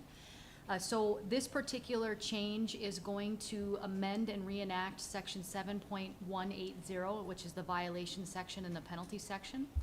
And what it will do is it will remove the existing language, and I apologize, the ordinance that you have in the packet, the PDF version omitted what was being changed, but what we're seeking to remove is the language that says for the first conviction, an infraction shall be punishable by a fine of more than $1,000. Any person who has been previously convicted under this section may be charged with a misdemeanor. So what this amendment will do will simply make it a misdemeanor across the board, regardless of whether it's a first, second, third, fourth, or fifth offense. And this is consistent with the other penalty code sections that we see within the chapter. This is being done, and again, as I said, in conjunction with the Building and Codes Department. City staff recommends approval, and I would stand for any questions. Thank you, Mrs. Winko. In our packet, it says ordinance number 2024, but I think that was just superimposed the date, the year. So this would be 1801. Correct. Any questions on ordinance 1801, commissioners? So who enforces this? The code enforcement official? So what happens is generally the standard practice is the city code department will send letters to individual property owners letting them know that their property is out of compliance. In most situations, those property owners take it upon themselves to remedy those issues. When they don't do those things within the prescribed time given by the code department, that's when my office gets involved. And usually in those situations, we have individuals that are simply ignoring the code department. We have property that is in such, state of repair, or we get to the point where this is the initial step in the condemnation proceeding. So we want to give property owners an opportunity to get their properties in a state of good repair, but there are some times where that just doesn't happen, and this gives us the teeth and the enforcement that we need through the city court process to be able to get these property owners into compliance. Because, I mean, the thing I'm worried about is the wording here, shall be guilty. Where's the due process in that? Well, they have to be, we have to charge it out. It's not something that they can Okay. automatically be assessed. We have to file a criminal complaint that goes through the court system. They have hearings. We run that just like as it would any other case. So there is adequate due process in that. Okay, all right. Are there any other questions? Not, I'll open up the public hearing. If you have any concerns or questions on ordinance 1801, which is an update, and amends and reacts section 7.18, and this is for the penalty update. Is that the proper wording? Should it be maybe guilty? Shall be guilty? It sounds like you're automatic. Yeah, I mean, Yeah, that's the language that we see in the code throughout. Okay. But we still have to, it's basically just saying that that's the penalty. But you're not guilty until you're convicted of being guilty. So that's where we get the court process. And that language is standard, whether you read the Century Code or whether you read Okay. code, that's standard language. I'm with you. It just sounds like you're automatically guilty, but. Okay, so if anybody wants to come forward and has any questions on our Chapter 7 amendment for penalty updates. Again, this is ordinance 1801. When was this last changed, and why was it changed? Commissioner Oderman, I don't know when that would have been done last. Maybe Mr. Schwint can shed some light on that. Let's but- just wait until after the public hearing. Okay. So Oh, sorry. if anybody wants to come forward. Mr. Schwint's at the ready, so. Anyone have any questions? Seeing no one has any questions or comments on 1801, Mr. Schwint?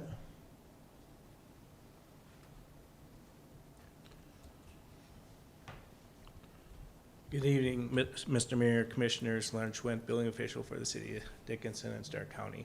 As far as penalties updates, I don't believe in my time with the city that they have been changed. This is to make things more efficient and create a more fluid transition to legal and to move forward to meet property compliance. See, this feeds into weeds and mobile Sure, homes. what's the, what's the timeline on, like, So- notice and things like that? So initially, whether it's our code enforcement staff that go out and find the violations, or we get calls in from the public, we generate a letter, we send that letter, depending on the situation and the severity of it, it could be a week up to 15 days or even longer, depending on if there's a structure in need of a lot of repair, it could be 30 days. Okay. And we generally send out letters to the public and to actually look for that response. If people need more time, we work with them. Sending it to legal is our last resort. And to piggyback on Mr. Schwint's comments, usually if it ends up on my desk, every opportunity has been expended or every opportunity has been given before it gets to that point. I am the last resort, so, and that's when we have to get, the court involved as far as getting people into compliance. We don't want to get to that point, but there are certain circumstances where we've had property owners that just will not get into compliance, and this is the remedy for that.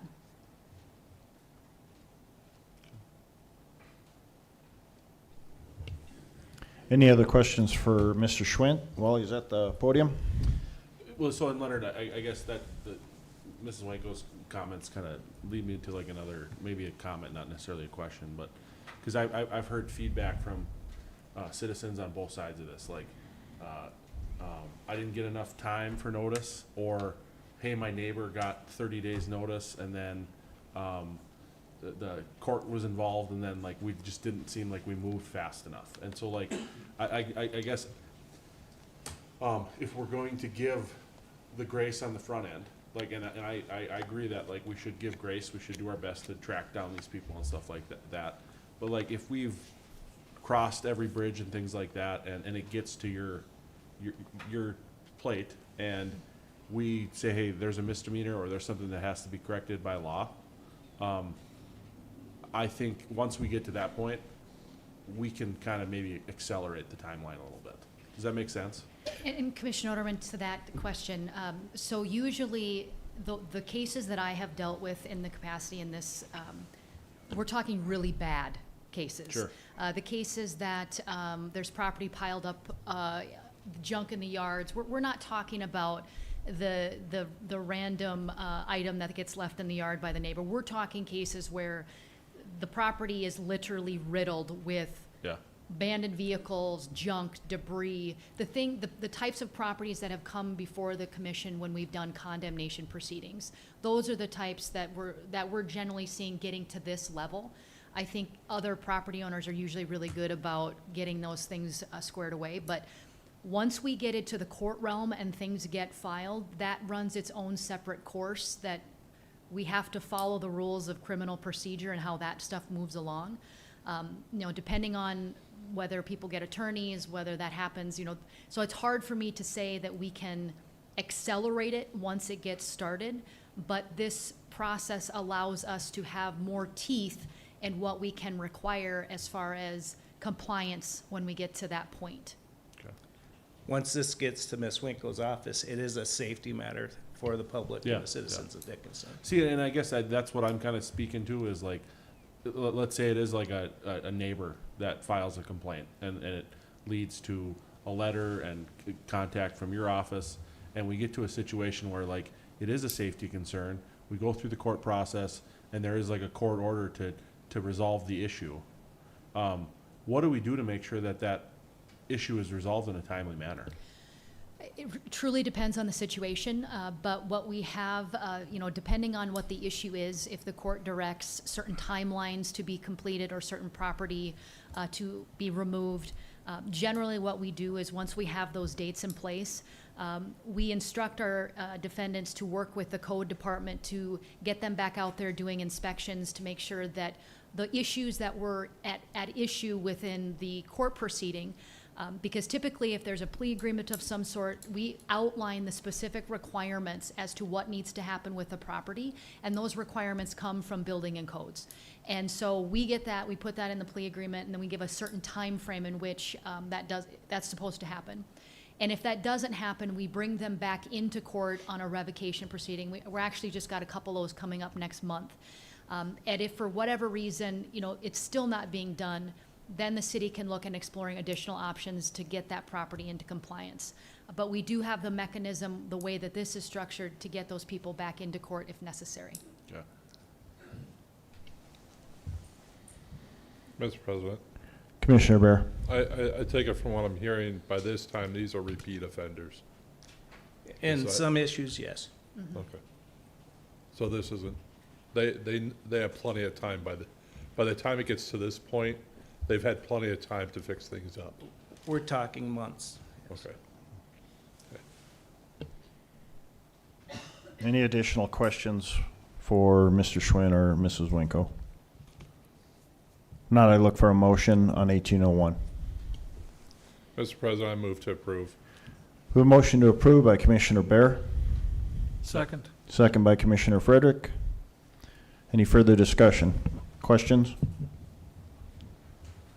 Hearing none, we'll vote. Dr. Bear? Aye. Mr. Frederick? Aye. Mr. Oderman? Aye. Chair votes aye. Motion carries. Our next public hearing will be the Code Chapter 20 Amendment, Weeds. Exciting stuff here tonight, gentlemen. Before you have an ordinance proposal to change 2008, which deals with the reference to weed height and plant growth. Currently, this is incorporated by reference into the International Property Maintenance Code, which is adopted by the municipal code. And what was happening is citizens were asking city staff to provide them where it was in the code where this was actually listed. And it's not in our code, it's in the International Property Maintenance Code, which is adopted by the code.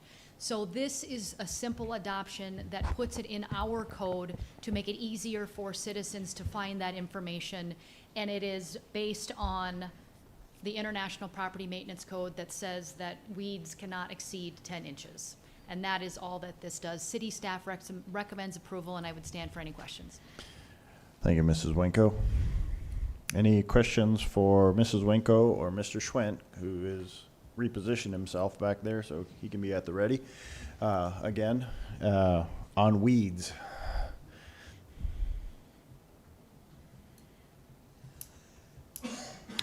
Hearing no questions at this time, I'll open it up to the public hearing. If anyone has any questions or comments on Ordinance 1802, and this is our Chapter 20 weed update.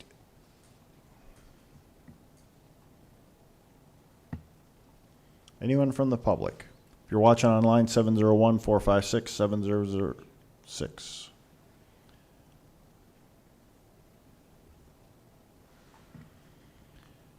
First reading of 1802. Weeds, anyone from the public? I'll close the public hearing. Commissioners, are there any additional comments or questions? Move to approve. We have a motion to approve by Commissioner Frederick, Second. second by Commissioner Oderman. Any further discussion? Hearing none, we'll vote. Mr. Frederick? Aye. Mr. Oderman? Aye. Dr. Bear? Aye. Chair votes aye, motion carries. Moving into our next public hearing, we have a Chapter 21 amendment for mobile home parks. And this is a code update, and Mrs. Winkle will be presenting again. Thank you, Mr. President, Commissioners. Before you this evening, you have a code ordinance update for Chapter 21, which relates to mobile home parks. This will amend and reenact Article 21.4 and Article 21.5. Just for some housekeeping items, we did re-alphabetize this definition section within the code, and it will remove the appeal section, and it incorporates a reference to the mechanical code, and it also adds a penalty section.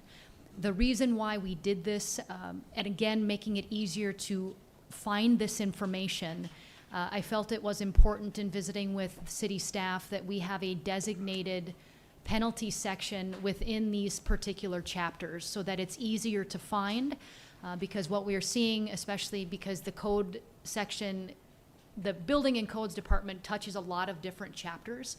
And so you have to oftentimes go back and refer to a different subsection or chapter, and putting it together just makes it easier to find and easier to read and understand.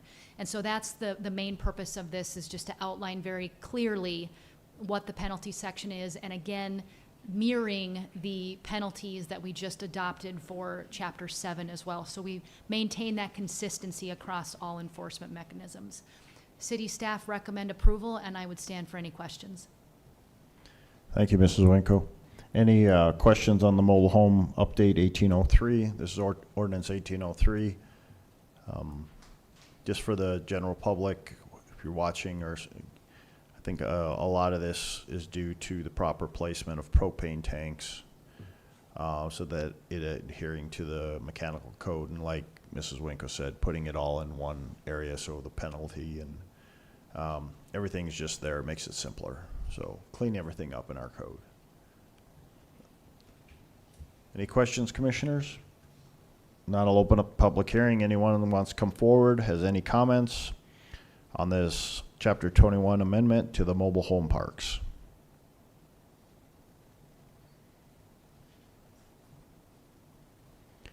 Anyone from the public?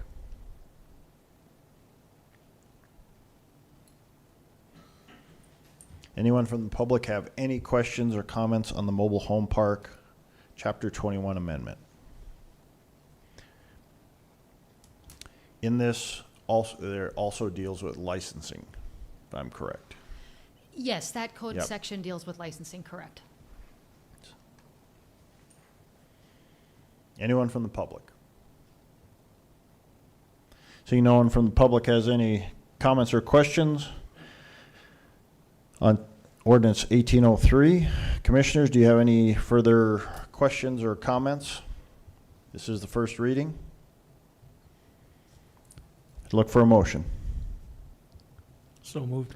I have a motion to approve by Commissioner Frederick, Second. second by Commissioner Bear. Any further discussion? Hearing none, we'll vote. Mr. Frederick, Aye.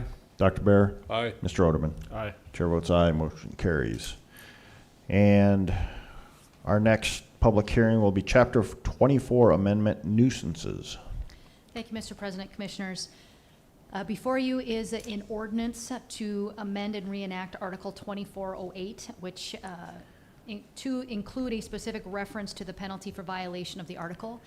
We actually use this code section quite a bit when we are dealing with property maintenance issues. And we had noticed that 2407, which deals with noise issues, actually has a designated penalty provision, but this section did not. And so this ordinance update will mirror the penalty section that deals with noises. And so we just, again, it's identical.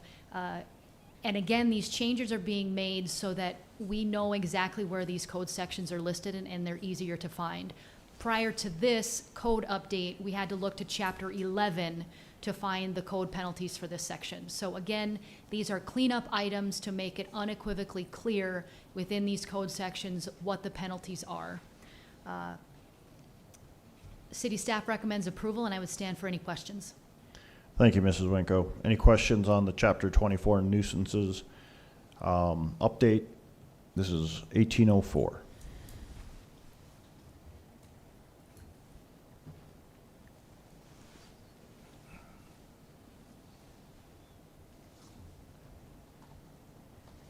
In our packet, let me see, I'll pull this up again. Yep, 1804. There's no comments or questions from the commission. I'll open up public hearing. Anyone from the public wishes to come forward, please state your name and your voice on here. Okay. Please state your name and let us know your concerns with 1804. Anyone from the public?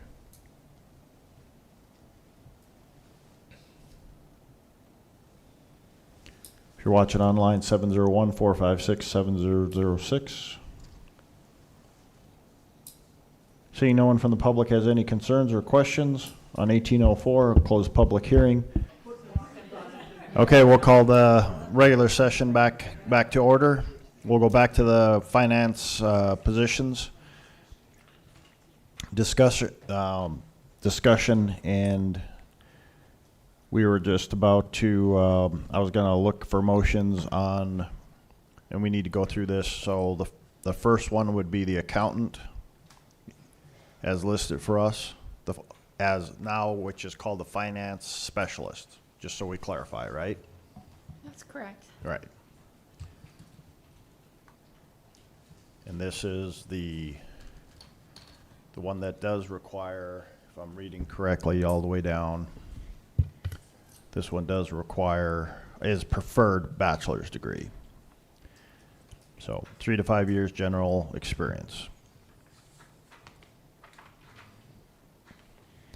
I'd look for a motion on the finance specialist.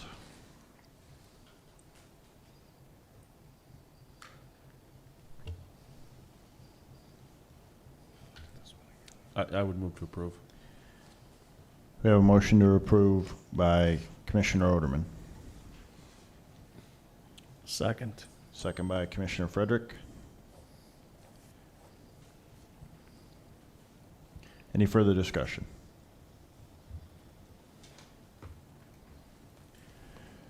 We'll go ahead and vote. Mr. Oderman? Aye. Mr. Frederick? Aye. Dr. Bear? Aye. Chair votes aye. Motion carries.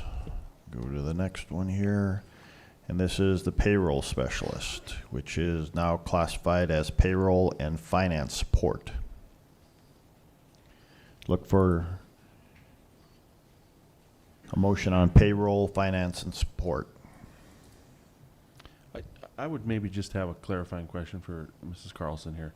Mrs. Carlson, like, there's a lot of things here that were crossed out under judgment and decision-making and relationships, and maybe you went over this, and I just missed it, but is that just like kind of something that we're doing to make these more uniform with other job descriptions? That's correct. In the Okay. past, we used to score our applications, and we had a scoring matrix. We aren't doing that anymore.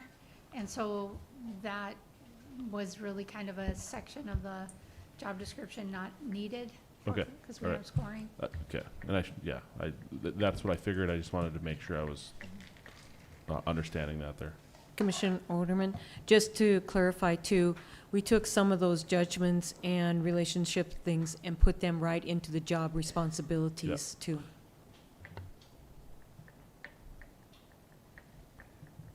I'd look for a motion on the payroll and finance specialist or support. Mr. President, I move to approve. We have a motion to approve by Commissioner Bear, Second. second by Commissioner Oderman. Any further discussion? Hearing none. Dr. Bear? Aye. Mr. Oderman? Aye. Mr. Frederick? Aye. Chair votes aye. Motion carries. Next position is the finance generalist. Any further questions for city staff? Mr. President, Commissioner Bear? it's not, this is the one that does multiple things, or is that the finance technician? The one you're saying is finance technician that's gonna Okay. be working at the front desk and basically bouncing between all the Customer stations. support. And that's the one, it is a grade 12, and I would like, I guess, my preference would be to see on that one, when we get to it, maybe we can add, I really do think we're getting to the point in this city, we need somebody that is bilingual, especially at those front desks. And I think we really need to start looking for that individual. So I know we can't make that exclusive, but you yeah. can say multiple languages Yeah. preferred. Yeah. But we'll bilingual. back to the finance technician, let's see. Generalist. Yeah, the generalist is what we're looking at. I'm looking for a motion right now. Actually, I'd like to see all these positions possibly have someone who's bilingual. Well, I can tell you that, they are a unicorn, Yeah, I know that. you know? So, I'd move to approve. motion to approve by Commissioner Oderman, Second. second by Commissioner Frederick. Any further discussion? Hearing none, we'll vote. Mr. Oderman, Aye. Mr. Frederick, Aye. Dr. Bear. Aye. Chair votes aye. Motion carries. And then we'll go to which is the very last one, the finance technician. And this is the one we're looking to basically float with assistance across the, and even helping out like Mrs. Binstock during certain portions, so. So I'd look for a motion on the finance well, let me get it right here. Finance technician.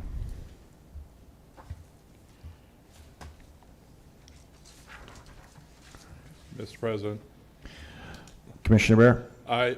I just have an issue.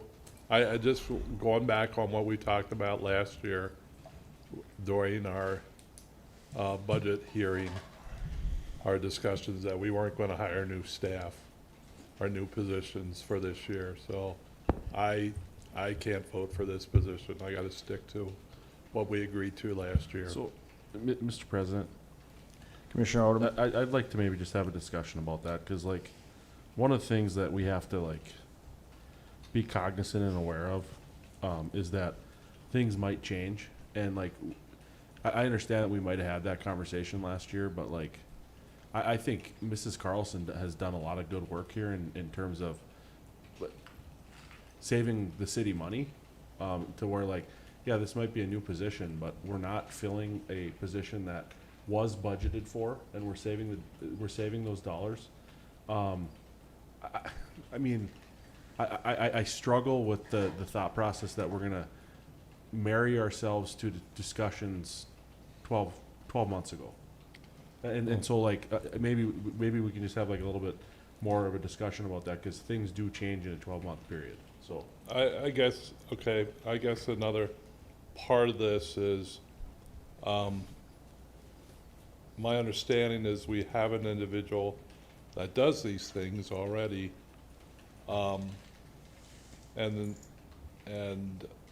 I've received complaints that, there's more time spent on the phone than actually doing work. And I don't want to hire a second person that spends more time on their phone than doing work.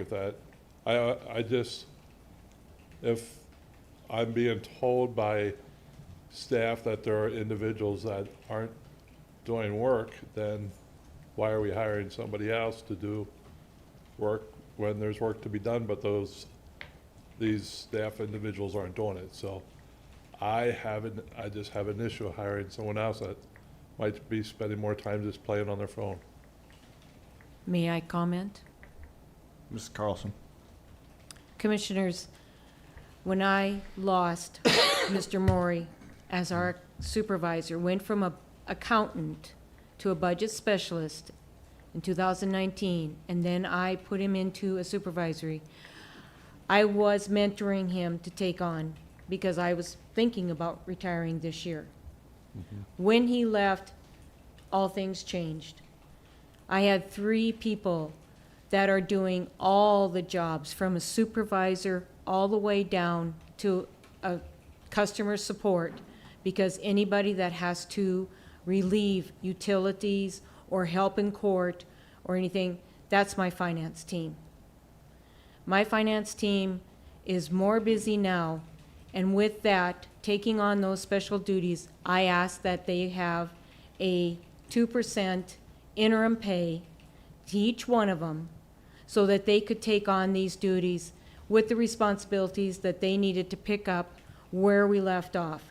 We still have an audit, we still have budget. They don't take vacation. They don't do sitting around. I'm sorry, but I'd like to know who said that. But they're not sitting around, especially when they're taking on the audit plus a new budget. And with this change that I'm proposing, I'm saving $16,605 in 2025 compared to what I'm doing right now, and saving $44,000 in 24, all going back to general fund, just by doing what we did. And we sat down and the team put together what we needed to do with the people that we could absolutely do without. And now I'm going to have down to 2 people in September. And without this other position, I'd actually I know this is not right to do, but I would take back those promotions that you just did and just ask for this finance tech, because I'm so low in lean in people. I lose 1, I have 2 people left to do the city finance. That's all I've got. And they aren't accountants. They aren't the ones that have the bachelor's degree. I need help. And I would rather go the finance tech than any of those promotions. I just got on my phone during the break, don't do the promotions, just get the finance tech. We need the help. So I can't say that my staff is not doing the work that they need to do. My staff is overworked right now.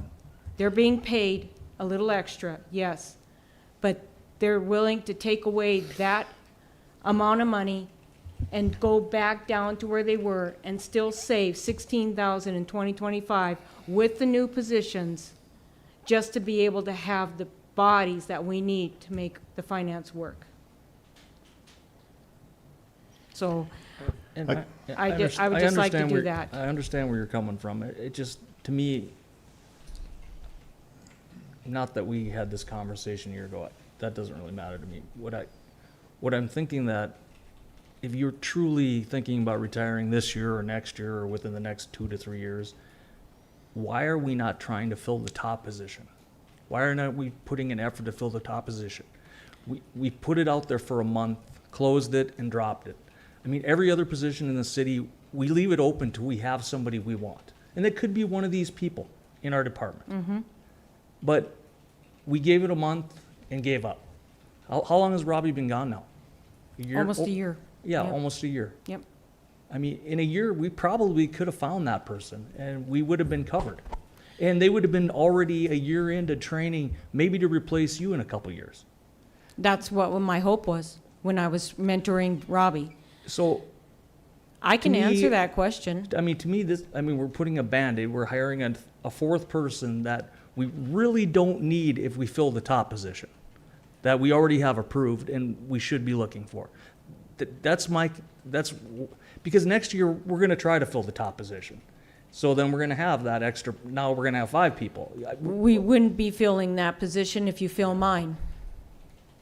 Well, yeah, but I mean, we can't wait till you leave to try to fill it. We need to get somebody in here in that position for a year or two before you leave, because, I mean, they just can't walk into the top position and take over for you. That's correct. And that's the reason why I pulled it, is because maybe I'm fussy, I don't know, but the team that was interviewing, we believe that there wasn't anybody applicant-wise that had the experience to come in and do a financial supervisory job with audits and budget and government accounting. They may have the masters, they may have the bachelors and everything else. I actually had 2 masters in there. But what their suggestion was, is if I'm supervising, I want an office, I don't care if I have a window, but I don't want to present in front of commission. I want to be able to just do the background accounting. That's not what we need.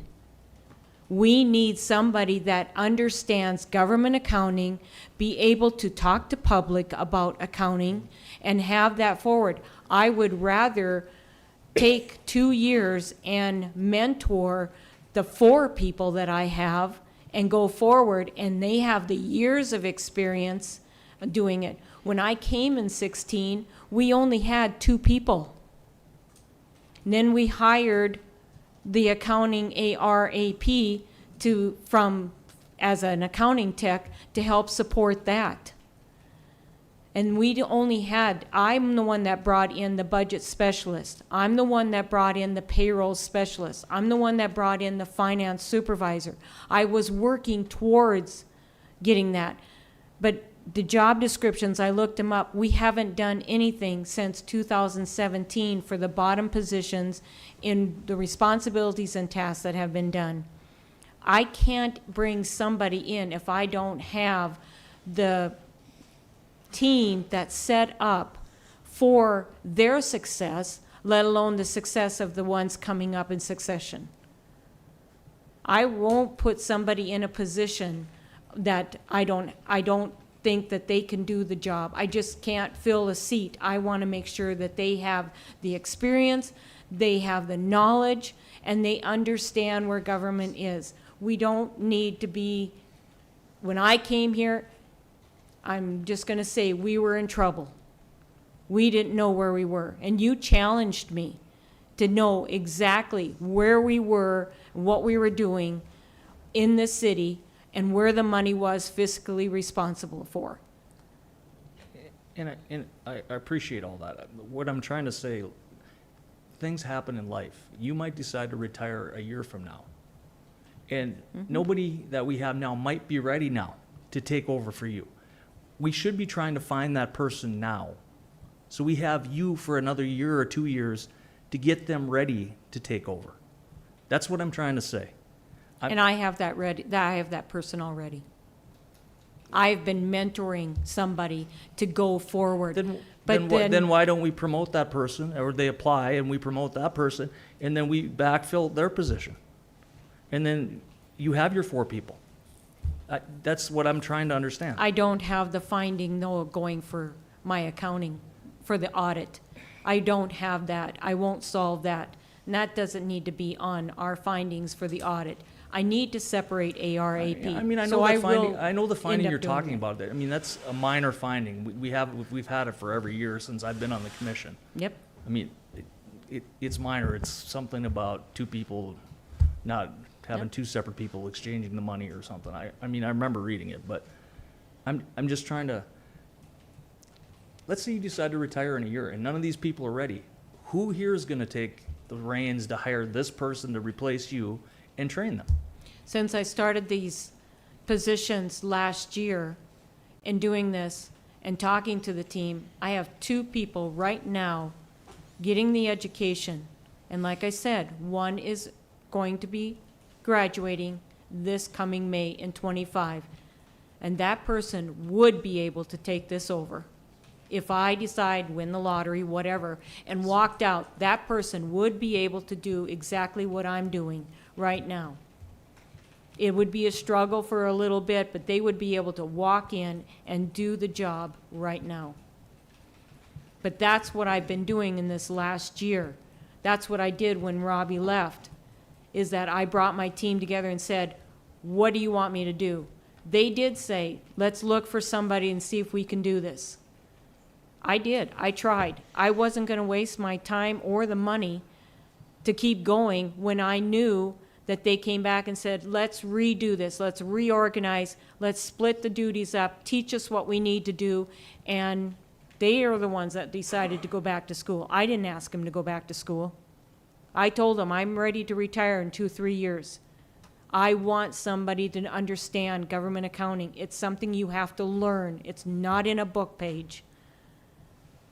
And now I've got a team that wants the leadership. They want to be able to go forward in their career, but I can't do it without people.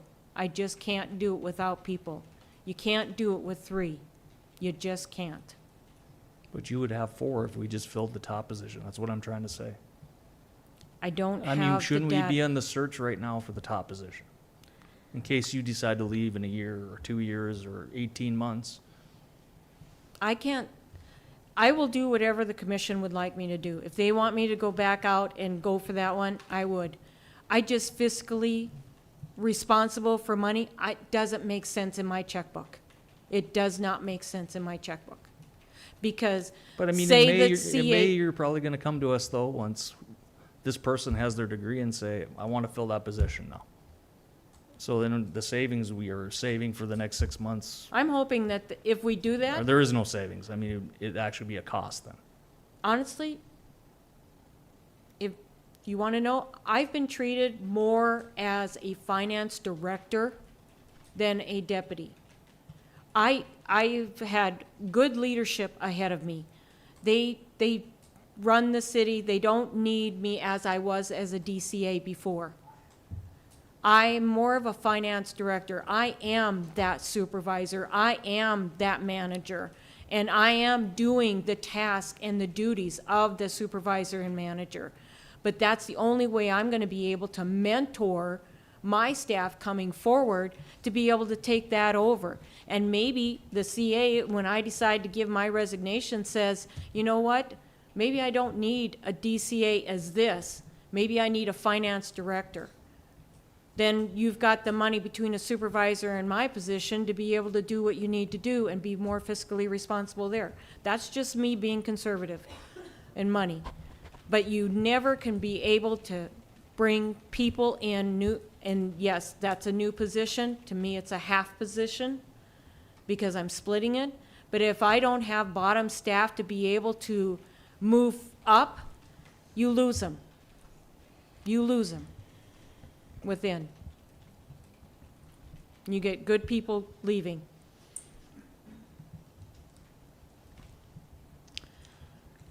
But I'll do whatever the commission would like me to do. My suggestion on this one, I would like to table it. I I would like the two concerned commissioners to have further discussions with Mrs. Carlson to figure this out. Because this is going nowhere. We are dancing in mud.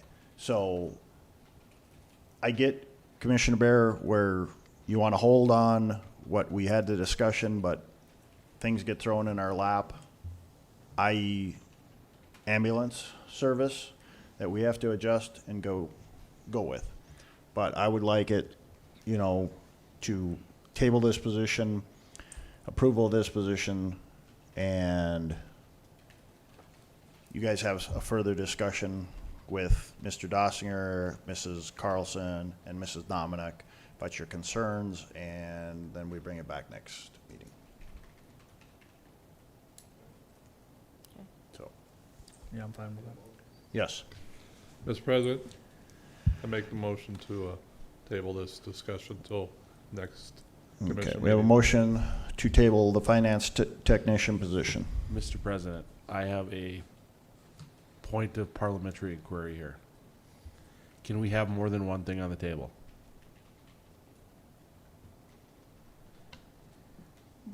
Commissioner Orderman, what would be the other thing on the table? We tabled, The- earlier tonight, we tabled something. We What was tabled the Just DSU the funding DSU. request. DSU funding. Let me look it up. I'm sorry, I just, I don't want somebody to call and be like, hey, you guys broke parliamentary procedure, so. Boy, I would have to get my red book out to check this one out. Robert's rules, yeah. Somebody Google it.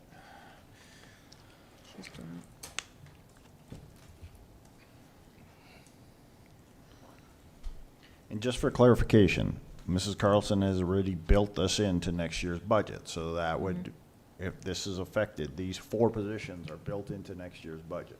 But we're unfunding the top position next Right. year. That's, Yeah. The position would still be available if you'd want to go forward with it, but it's not funded like it is in but if we '24. decide to fill it, then it would be, Additional cost, yes. yes, that's, Yes. Or a finance director.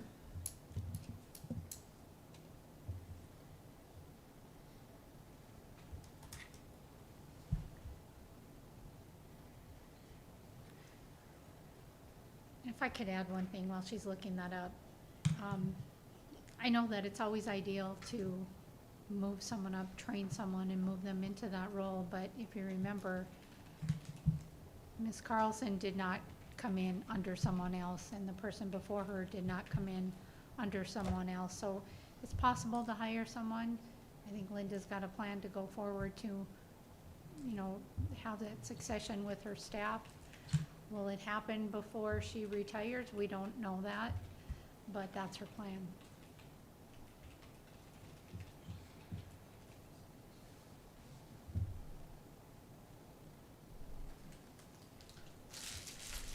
Commissioners, I would suggest you just move on to the next item. It's going to take me a second to pull up Robert's Rules of Orders here. So if you just want to proceed on to community development, and then we can circle back around to this next one. Thank you. I do have a hiring journal. oh yeah, that's Also. right. We can go through that. Yep. Go ahead, Mrs. Dominic. All right, so, thank you, President Decker, Commissioners. Before you is our hiring journal. I noticed tonight or before the meeting, when I was preparing for this, that the copy I sent you was not saved properly, so I'll resend that to you. There's a couple departments that may be missing out of that. Set print was not correct. So we'll start off with Police Department. We did have 7 openings. We hired 4. Brian Steger, Justin Berger, Austin Dennis, Robert Kleinholtz. It's a lateral hire. Animal Control, we had 2 openings. We did fill both of those. Michael Evenson and Mallory Bullock. And then the Animal Shelter, we had 3 volunteers that we brought on. Taryn Thorstad, Becky Brown, and Dana Weston. Fire Department, this is the part that I think is missing from your copy. We had 4 hires for the part-time firefighter. Javon Dean, Chase Nutting, Brandon Ramsey, and Anthony Tillman. We had 1 full-time position. Jansen Nomina came from a part-time to a full-time position.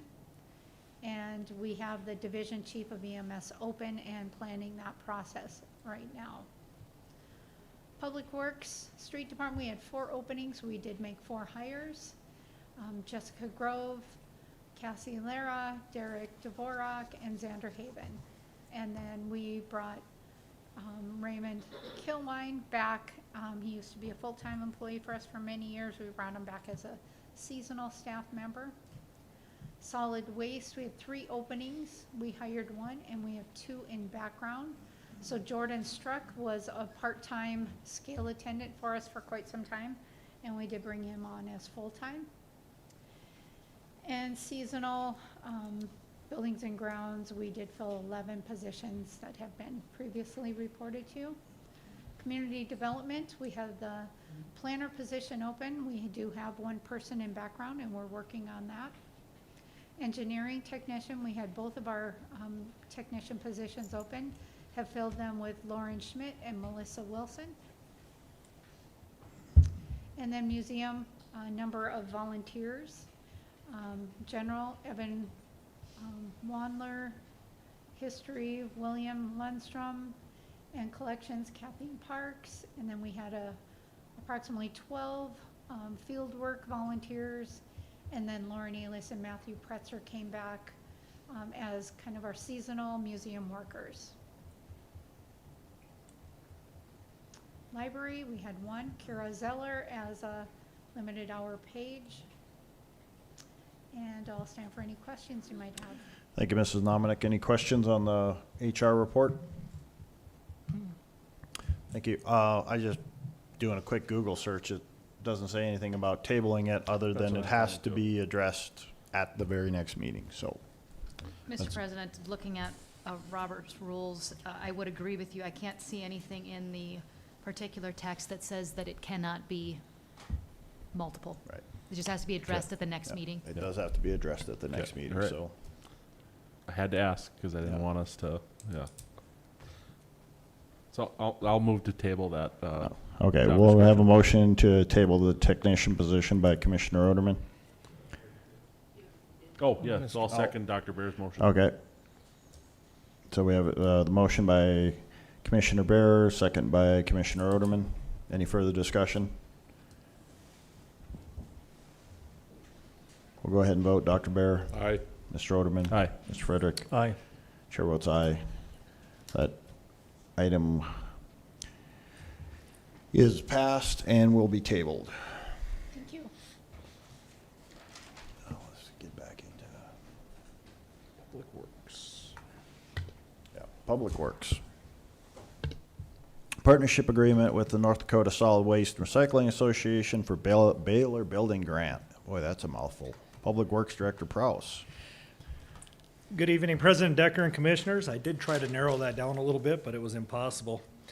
This is a partnership agreement with the North Dakota Solid Waste Recycling Association in regards to our EPA Community Change Grant Program requirements.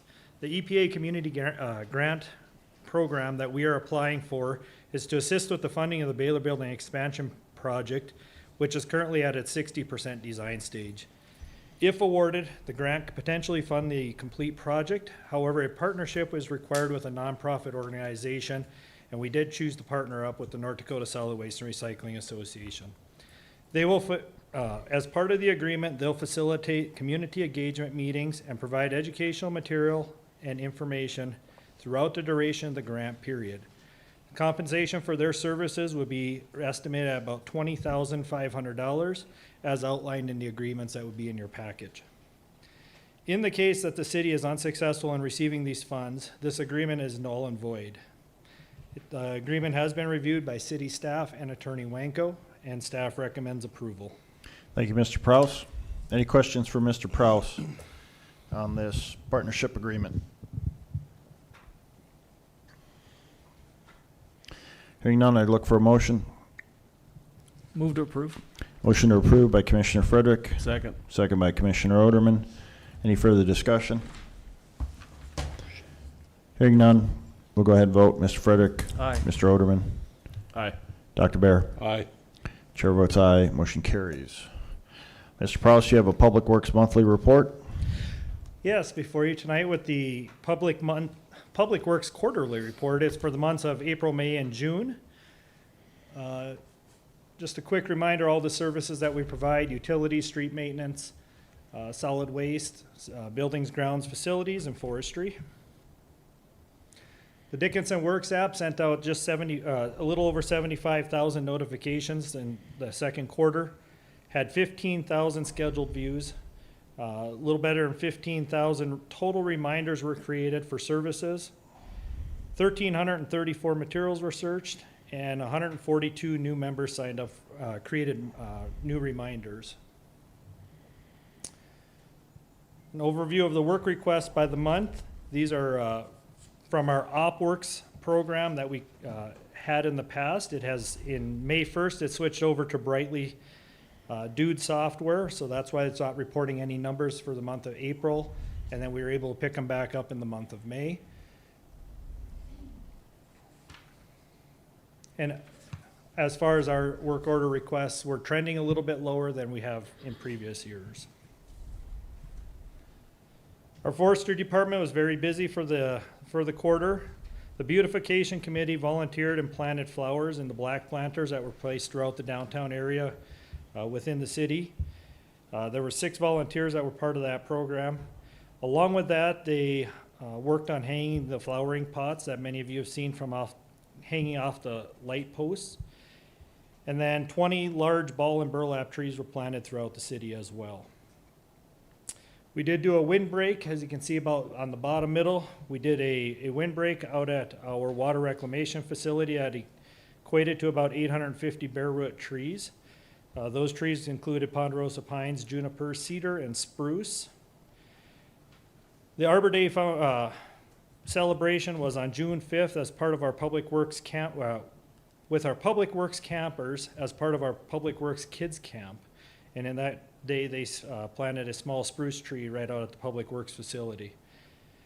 On June 27th, we had a storm, heavy windstorm that came through. Forestry did do a lot of work in removing tree debris and branch cleanup on the sites. And then on the bottom right picture, it's part of our Family Fun Day, which I'll get to here in a minute.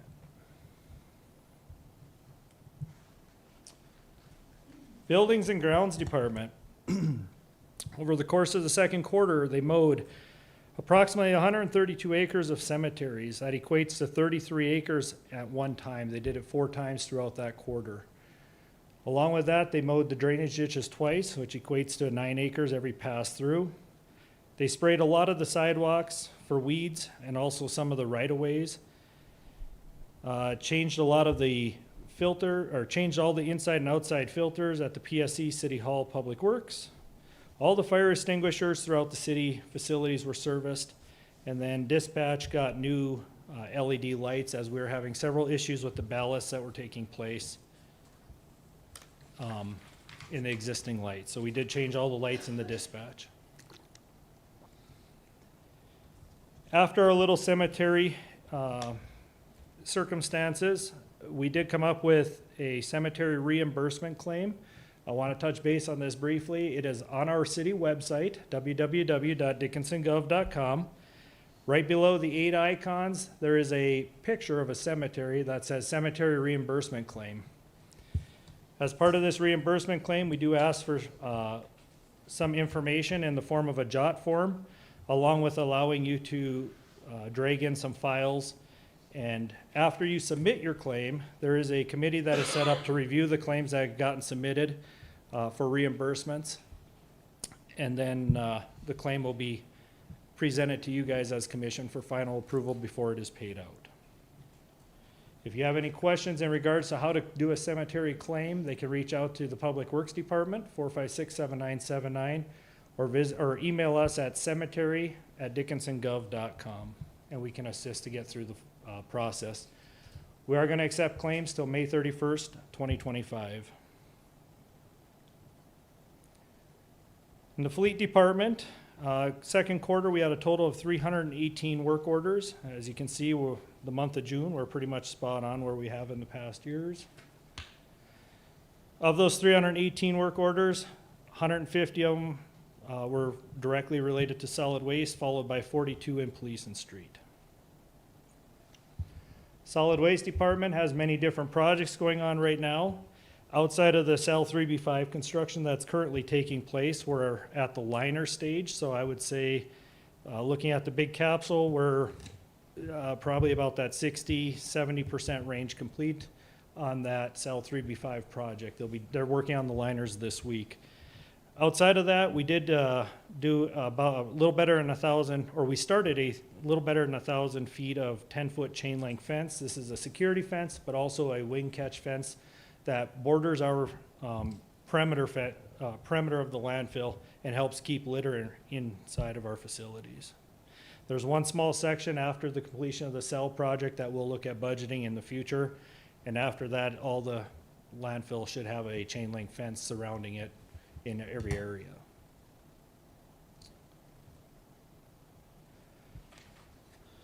Through the quarter, a total of 450,000 gallons of leachate was pumped to the water treatment plant for treatment.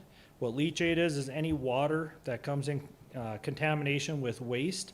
It's considered leachate and it has to be treated in a special way. The stormwater we were able to stockpile on site, and Bronco Brothers is currently using that material for conditioning their clay for the project.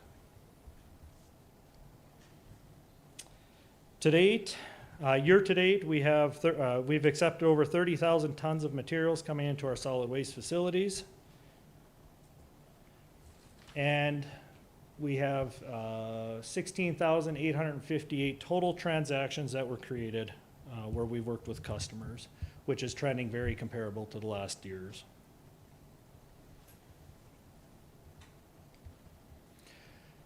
Street Department has done multiple patches throughout the city. This is their busy time of the year as well when it comes to street maintenance. They put down 48,000 pounds of rubberized crack seal to start the season out, followed by a little better than 8,500 gallons of oil, which is used for our Dura patching, and then we put a light rock bed over the top of that to help seal off the cracks.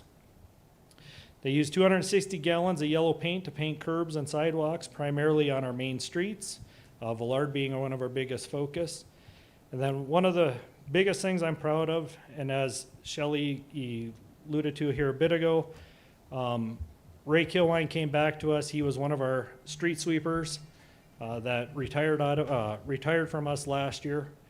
Came back and we completed, I can officially say as of Friday, we completed the first round of sweeping every street within the city, with the exception of the chip seal area for the 2024 street maintenance project.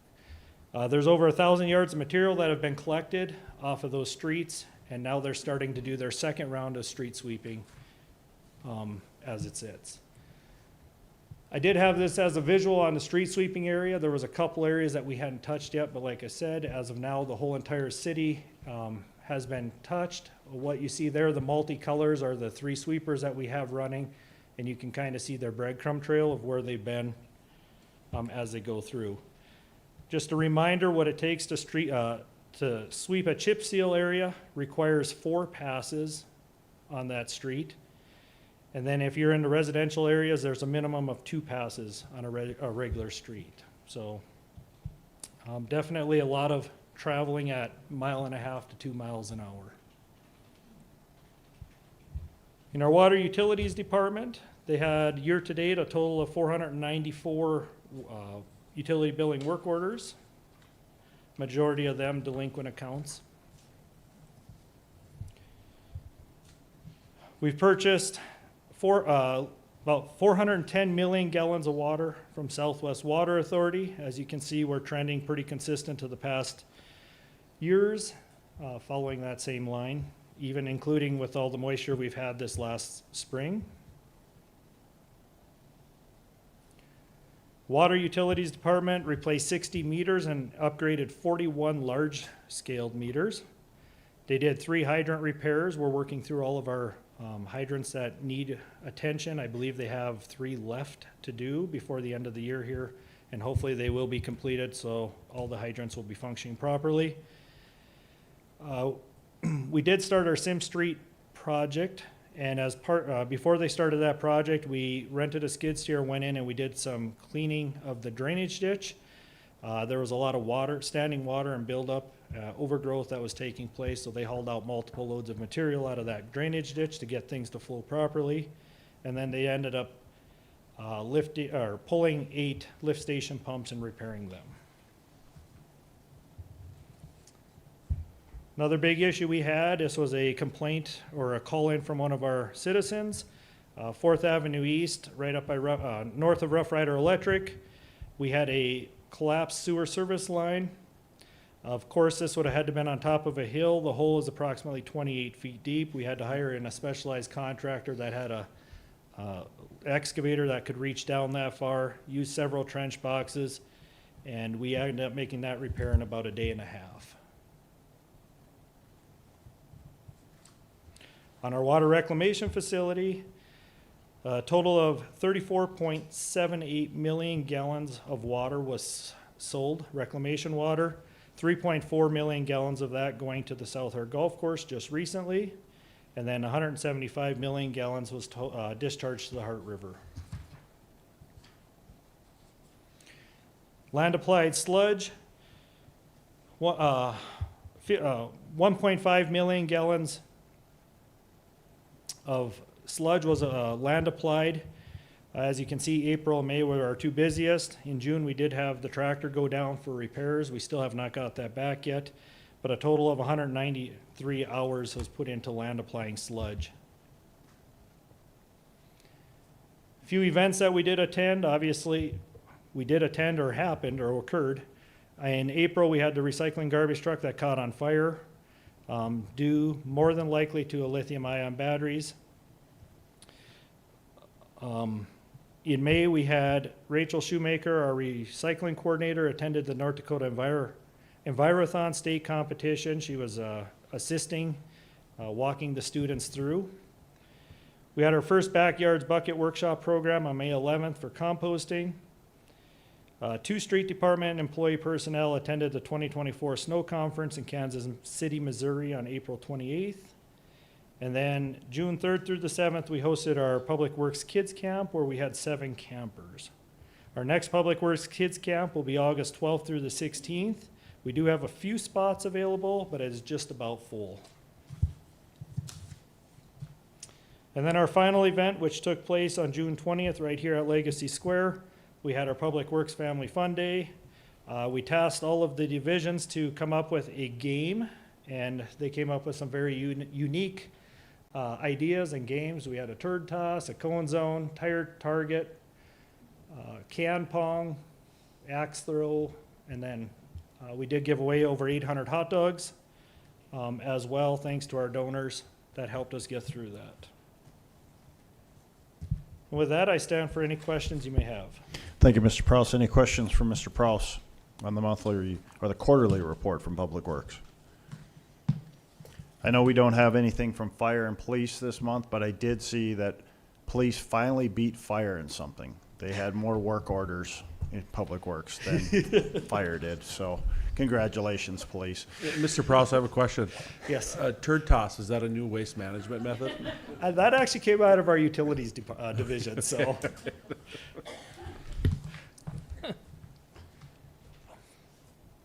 All right. Thank you. Mr. Prouse. Thank you. We'll go to community development, and we have project engineer Keller will be presenting the 2025 Geotechnical Engineering Services.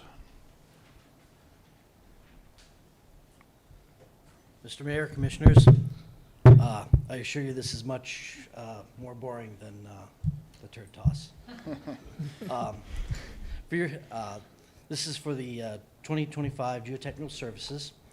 For your consideration is an engineering service contract with the lowest responsible bidder to perform soil boring, pavement core sampling, and testing. These activities will support various upcoming projects listed below in various locations. This is one of them. This is the 2025 water main. Next slide is obviously the Sims, 9th and the public library. The 2025 road maintenance, 2 10th Avenue East projects, 5th Street Southeast, next one, and the Dickinson Museum expansion. The total for this testing is $178,160 on a time and materials not to exceed basis. The city attorney has reviewed the contract, and the city engineering staff recommends approval. Thank you, Mr. Keller. Any questions for Mr. Keller on the 2025 Geotechnical Engineering Services contract? If not, I'd look for a motion. Move to approve.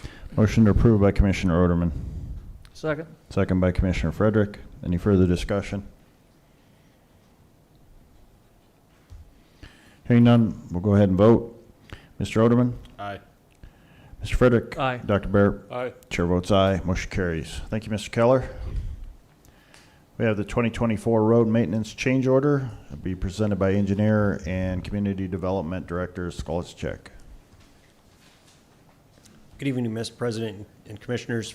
For your consideration is change order number 2 with Northern Improvements Company, or NIC, to perform a mill and overlay along 21st Street West from Prairie Avenue to 3rd Avenue West. This change order total dollar amount is $291,407.91. Change orders associated with the original contract for the project, which was approved by the City Commission on March 19th, 2024. As per the City of Dickinson 2023 pavement management plan, this segment of roadway has an average pavement condition of 70, which is reasonable or within the tolerance for a mill and overlay. Specifically in this case, there's a reasonable amount of rutting that has occurred, so ultimately there'll be a significant improvement for this area. And then looking, based on traffic count data in 2023, which was gathered, this segment has approximately 9,165 vehicle trips per day. And just a little breakdown on the overall cost allocation for the road maintenance budget, which was a total of $8 million for the 2024 capital improvement budget. The original contract was approximately $6 million with Northern Improvement. That includes change order number 1. Engineering services related to the project is approximately $0.71 million. Change order number 2, which is approximately $0.29 million. Associated then 2024 water main and lead service line replacement project, we utilized about $1 million for the SID and the concrete repair and the mill and overlay related to that project. Public Works materials for roadway maintenance, they utilize out of this same budget line, and that was approximately $0.2 million. So in total, ends up about, the math came out about $8.16 million. So ultimately, we're slightly over the overarching budget, but we do know, in fact, not only is the revenue slightly higher on GPT, but also we've had other projects come in under budget, and therefore we ultimately plan to utilize just the GPT to fund the remainder. So, Isn't this road like all due to be redone at some point here pretty soon? 21st from 3rd all the way to States? I mean, it's like one of the most patched roads we probably have. it has a significant traffic volume, and we would like to get that onto the schedule as soon as possible and keep moving ahead with multiple other projects and things like that. I mean, wouldn't it be that whole street be an urban roads project for, I mean, instead of doing this little chunk, just do it all at once? I mean, I've had several complaints, you know, on the west end of 21st and States. I mean, there's no street lights. We, you know, put sidewalks in, and it's pitch black in the, you know, at 4 o'clock at night in the wintertime, and people walk. I mean, I'm just thinking, isn't this whole road need to be redone before we just do this short section? In this case, specifically what we were looking at was the amount of rutting that has occurred in the pavement, and ultimately then, yes, there's a significant portion of 21st that would be, yes, eligible for urban roads program. Then we could look at lighting and all of those kind of things, but we're also trying to kind of hone in and best utilize the total budget for this year, and and then specifically, when we were looking, we were trying to find an area that we could kind of get in and make the move and kind of do the most benefit for the overall pavement without really doing any concrete repairs, so.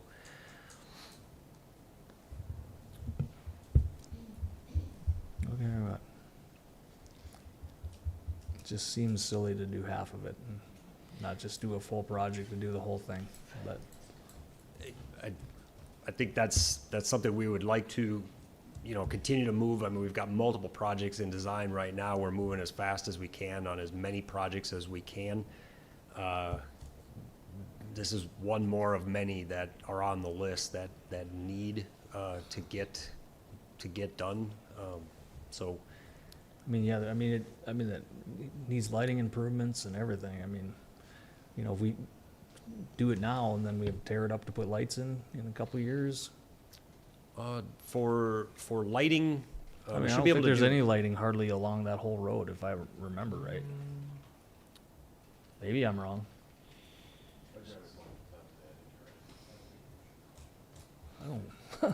I'm not sure there's any lighting hardly from Third all the way to States. I think you're correct. I don't think there's a single, but I'm not questioning what you want to do here. I'm just questioning that shouldn't we make it one big project and do it all at once and include lighting and the whole 9 yards? is this because Northern's there right now and we can get this additional section done because they're sitting on 15th? It was a combination of kind of two different things. They're in that area, and then ultimately this is a portion where the volume of traffic is so significant, the rutting is bad, and it probably highest need, I guess, from the perspective of that segment of street. So that's, as Director Prouse and I were looking at, okay, we're coming in just under budget. What can we do to fully utilize? Because the needs are there for the community. We don't question that. We know that. But, what can we do that's a short segment that ultimately needs to be addressed? So, specific to your lighting question, I don't believe that there is any lighting along that entire stretch that's been stated. Specifically to add lighting, normally that's all boring and whatnot, and normally it's outside of the pavement area, and so, if there be some minor sidewalk repairs or some other type of things like that, but ultimately shouldn't impact the pavement. And then as you had stated, yes, there's a need to get more of that street done for sure, and try to get that programmed and moving ahead as fast as we can, so.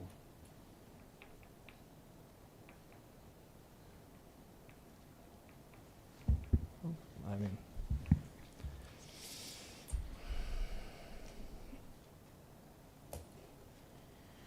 Any further questions on this road maintenance change order?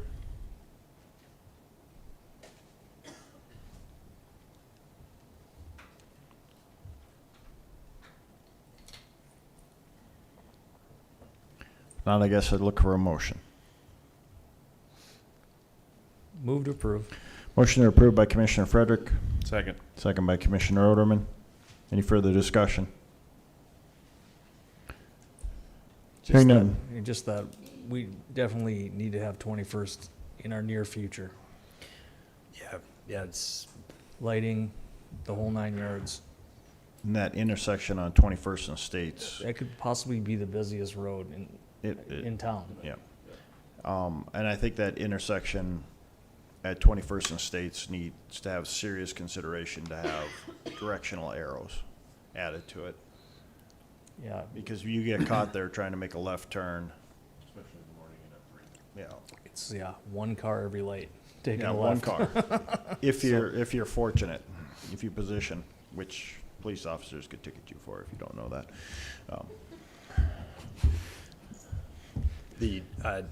ultimately that intersection, and I believe there's approximately 180 total intersections that are being looked at with the transportation master plan. So ultimately we're kind of bundling that all together from an intersection standpoint, and then that entire route Yeah, again, I don't question that, and as well as going east of Third Avenue West, that's where it's an urbanized section. There's definitely a need for mill and overlay there too. So I find it hard to believe that that section of road scored a 70 in our, as many times as we've patched that.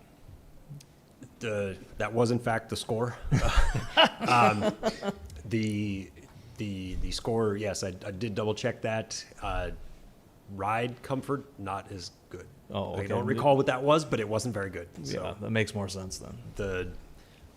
thus trying to fix the rutting and then take out some of the hazards as it kind of maneuvers your vehicle back and forth if your tire track doesn't perfectly fit where the rutting is occurring. So Yeah, I think there's just gonna be a lot more engineering, put lights, sidewalk down 21st.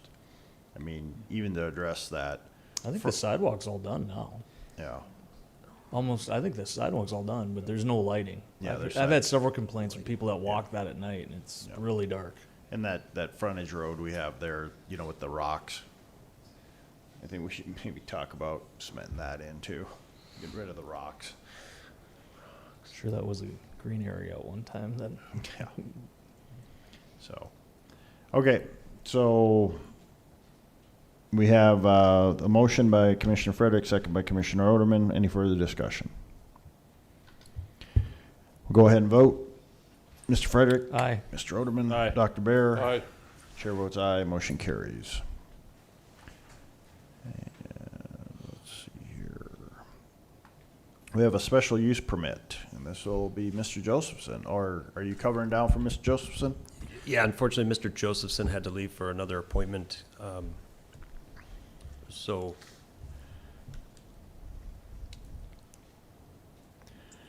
So this is the Plum Creek Canines. So good evening again, Mr. President and Commissioners. For your consideration is a special use permit application for a pet daycare center for a maximum of 8 dogs. The pet daycare is located at 644 4th Street West. Property is currently zoned high density residential or R3. Staff recommends approval with the following conditions that are listed below.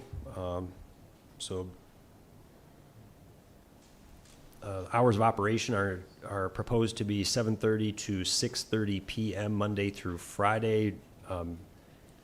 This applicant is intending to be the only or sole employee for the work. No overnight stays are to be allowed. And this is a single-family residence, has an 800 square foot detached accessory structure, and that'll be where the pet daycare will be operated out of.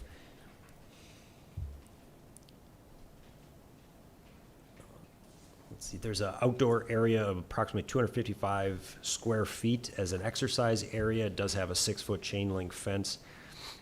And then there's a 275 square foot patio where the dogs will be required to be on leashes.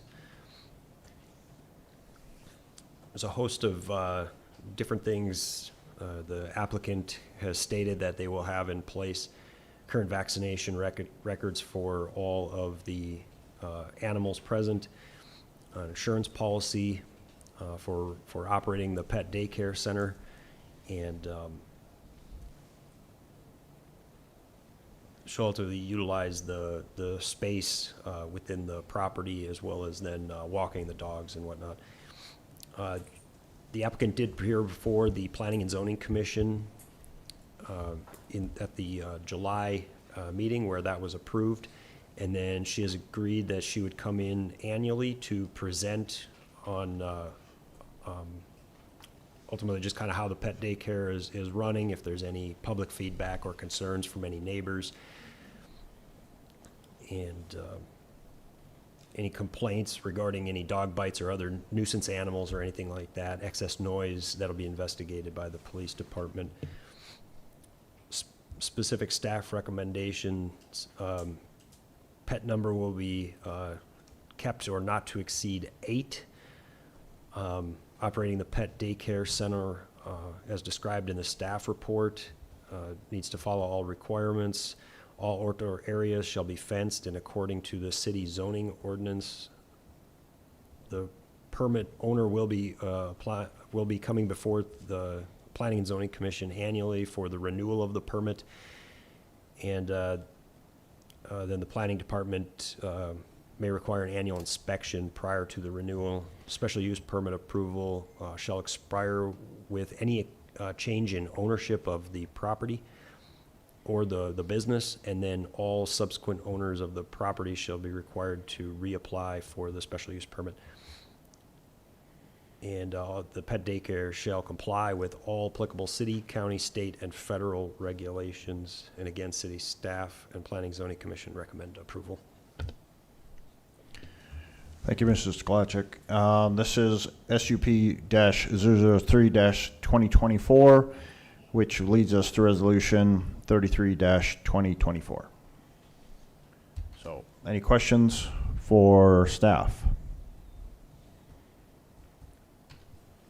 Now I look for a motion. So moved. Second. We have a motion to approve by Commissioner Oderman, second by Commissioner Bear. Any further discussion? Hearing none, we'll vote. Mr. Oderman? Aye. Dr. Bear? Aye. Mr. Frederick? Aye. Chair votes aye, motion carries. And waiting patiently in the wings, Mrs. Lease, for sanitary sewer replacement SID resolution for 43rd house number 43 6th Avenue West, presented by Community Development Director Skolachik. Good evening again, Mr. President, Commissioners. For your consideration is a resolution to authorize the voluntary special assessment for the sanitary sewer service replacement for the property, which is owned by Bruce J. and Renee L. Lease. Property is described as the east 91 feet of Lot 1 and the east 91 feet of the north 5 feet of Lot 2, Block 10 of Young Second Edition in the city of Dickinson. Physical address is 43 6th Avenue West. Total estimated cost for the sanitary sewer replacement is $7,500. And then the terms of this special assessment will match the Special Improvement District 202402-1, which was associated with the 2024 water main and lead service line replacement project. That is 5.9% interest over a 10-year term.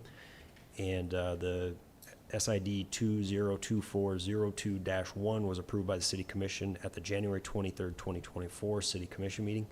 And property owner is voluntarily requesting that the sanitary sewer service be replaced, and ultimately utilizing the contractor that's on site and available for the project.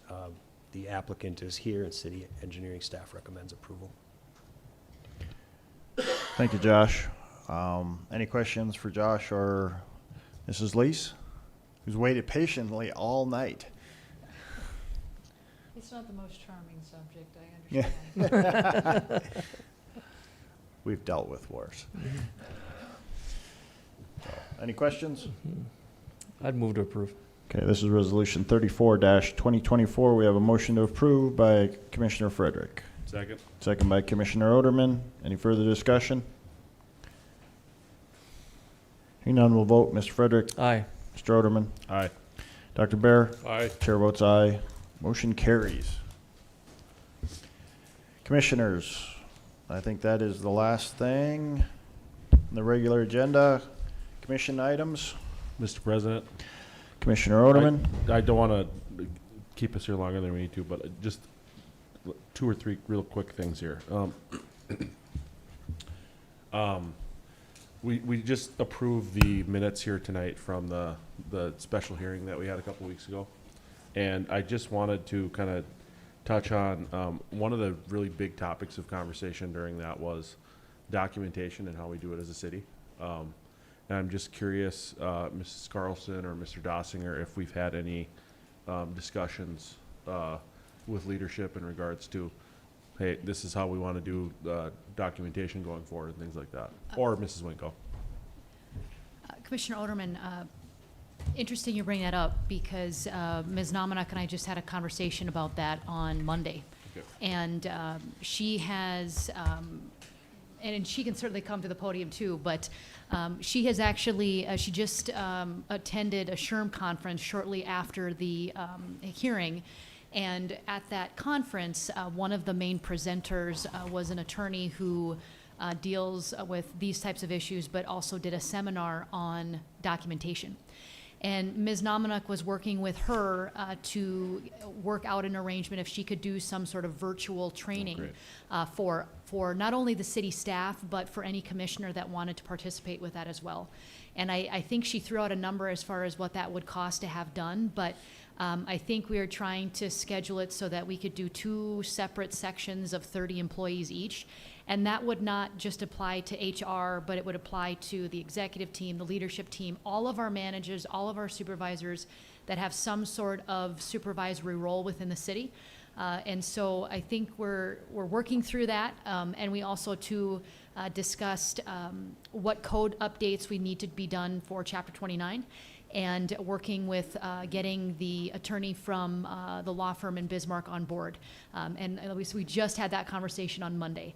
So I think when Ms. Nominuk hones in on those details and she fine tunes them, and we hopefully get that seminar squared away and get that presentation on the books, that information will be shared with you commissioners as well. And we would, of course, welcome, absent any public quorum, but again, we were trying to look at separating into 2 sections. So not only be an opportunity to educate the staff, but also to educate the commission and other individuals on how this is supposed to work and what this should look like. Okay.